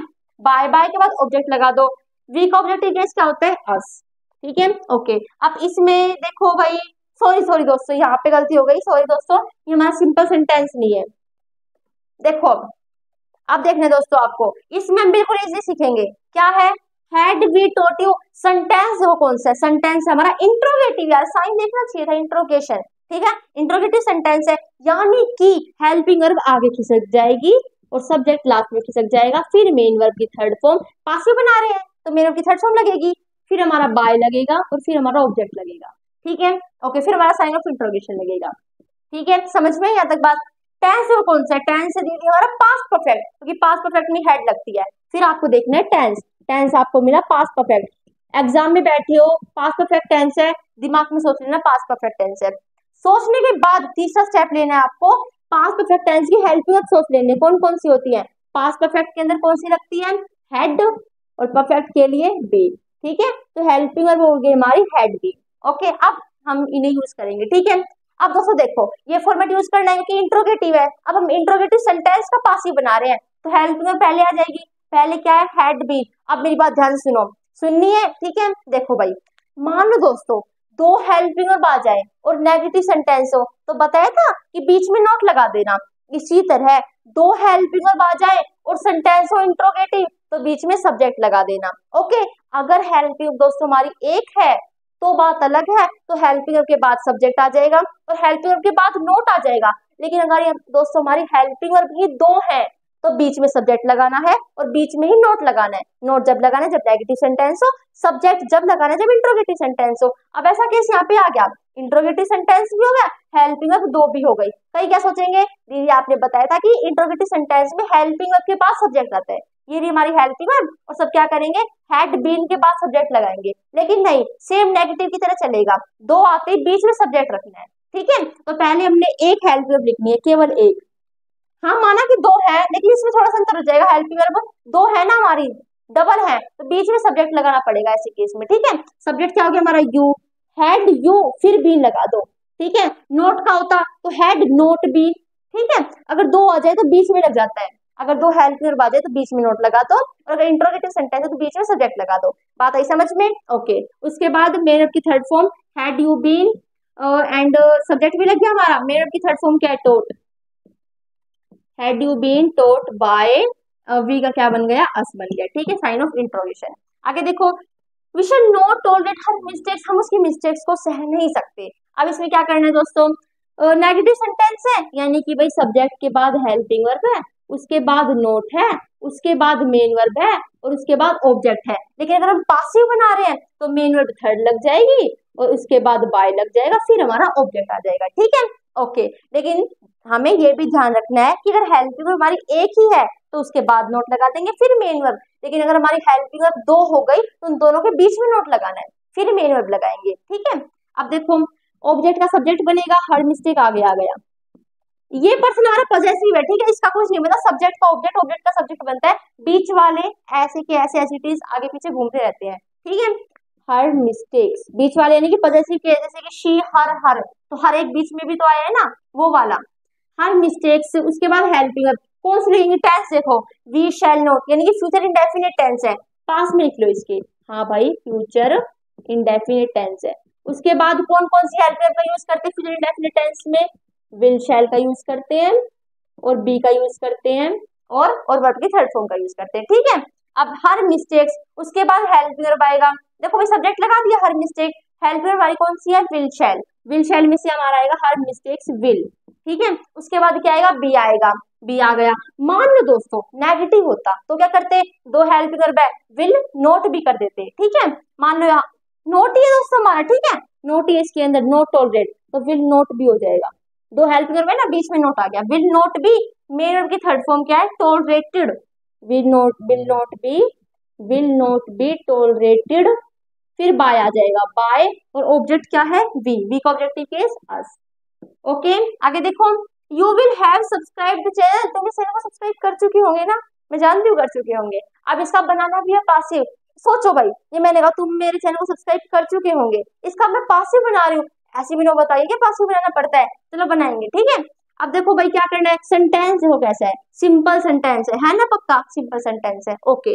अब वो सिंपल सेंटेंस है तो सब्जेक्ट आएगा, फिर हेल्पिंग वर्ब आएगा, फिर मेन वर्ब आएगा, फिर ऑब्जेक्ट आएगा, लेकिन हम इस सिंपल सेंटेंस का पासिव बना रहे हैं तो मेन वर्ब की थर्ड फॉर्म और फिर प्लस में बाय, फिर प्लस में ऑब्जेक्ट, ठीक है। अब टेंस वो कौन सा है, टेंस है दोस्तों हमारा फ्यूचर परफेक्ट टेंस, ठीक है, कौन सा टेंस है, फ्यूचर परफेक्ट टेंस है, फ्यूचर परफेक्ट टेंस है तो हेल्पिंग वर्ब लिख लेना है, एग्जाम में बैठे हो देखा भी टेंस फ्यूचर परफेक्ट है तो हेल्पिंग वर्ब लिख लो। अब कौन कौन सी यूज होती है, विल हैव, सॉरी विल शैल, ठीक है, विल शैल प्लस में हैव प्लस में बीन, दीदी क्या है ये, तीन हेल्पिंग वर्ब, यानी कि तीन तीन हेल्पिंग वर्ब आ गई, दीदी दो हेल्पिंग वर्ब थी और बीच में नोट की जरूरत पड़ेगी तो आपने बता दिया था कि इन दोनों के बीच में नोट लगा दो, लेकिन तीन हेल्पिंग वर्ब आ गई तो क्या करे, तो आपको क्या करना है, पहले के बाद नोट लगाना है, ठीक है। मेरी आप ध्यान से सुनिए, ठीक है। मान लो दोस्तों एक हेल्पिंग वर्ब है तो क्या करना है, उसके बाद नोट लगा दो, और अगर इंट्रोगेटिव सेंटेंस है तो उससे पहले सब्जेक्ट लगा दो, लेकिन अगर दो हेल्पिंग वर्ब आ गई, नेगेटिव सेंटेंस है तो उसके बीच में नोट लगा दो, और इंट्रोगेटिव सेंटेंस है तो उसके बीच में सब्जेक्ट लगा दो, लेकिन अगर तीन हेल्पिंग वर्ब आ गई तो क्या करे, अगर तीन आ जाए ना तो पहले के बाद नोट लगा दो अगर नेगेटिव सेंटेंस है, और अगर इंट्रोगेटिव है तो क्या करना है, पहले इसको रख देना है फिर सब्जेक्ट लगा देना है, यानी कि एक के बाद सब्जेक्ट, ठीक है, ऐसे करना है। You will have subscribe the channel, मैं आपको फॉर्मेट लिख के दे दूंगी, आप उसे उससे बनाना, ठीक है। अब आ जाएगा भाई द चैनल, पहले सब्जेक्ट आ गया द चैनल, फिर आएगा हमारी हेल्पिंग वर्ब क्या है, विल हैव बीन, ठीक है, शैल भी है, शैल का यूज नहीं करते, विल का यूज करते हैं, हाँ हाँ हमेशा ही विल का यूज करते हैं, केवल आई और वी के साथ, यहाँ पे अगर आई और वी हो ना तब हम शैल लगाएंगे बस, ठीक है, सबके साथ विल लगाते हैं। The channel will have been, फिर मेन वर्ब की थर्ड फॉर्म आ जाएगी सब्सक्राइब्ड बाय आ जाएगा, बाय एंड यू का ऑब्जेक्टिव केस क्या होता है, यू होता है, ठीक है। फिर से बता रही हूँ आपको, मान लो तीन हेल्पिंग वर्ब आ जाए, तीन हेल्पिंग वर्ब आ जाए और नेगेटिव सेंटेंस हो तो एक के बाद नोट लगा देना, जैसे कि विल नॉट हैव बीन, ठीक है।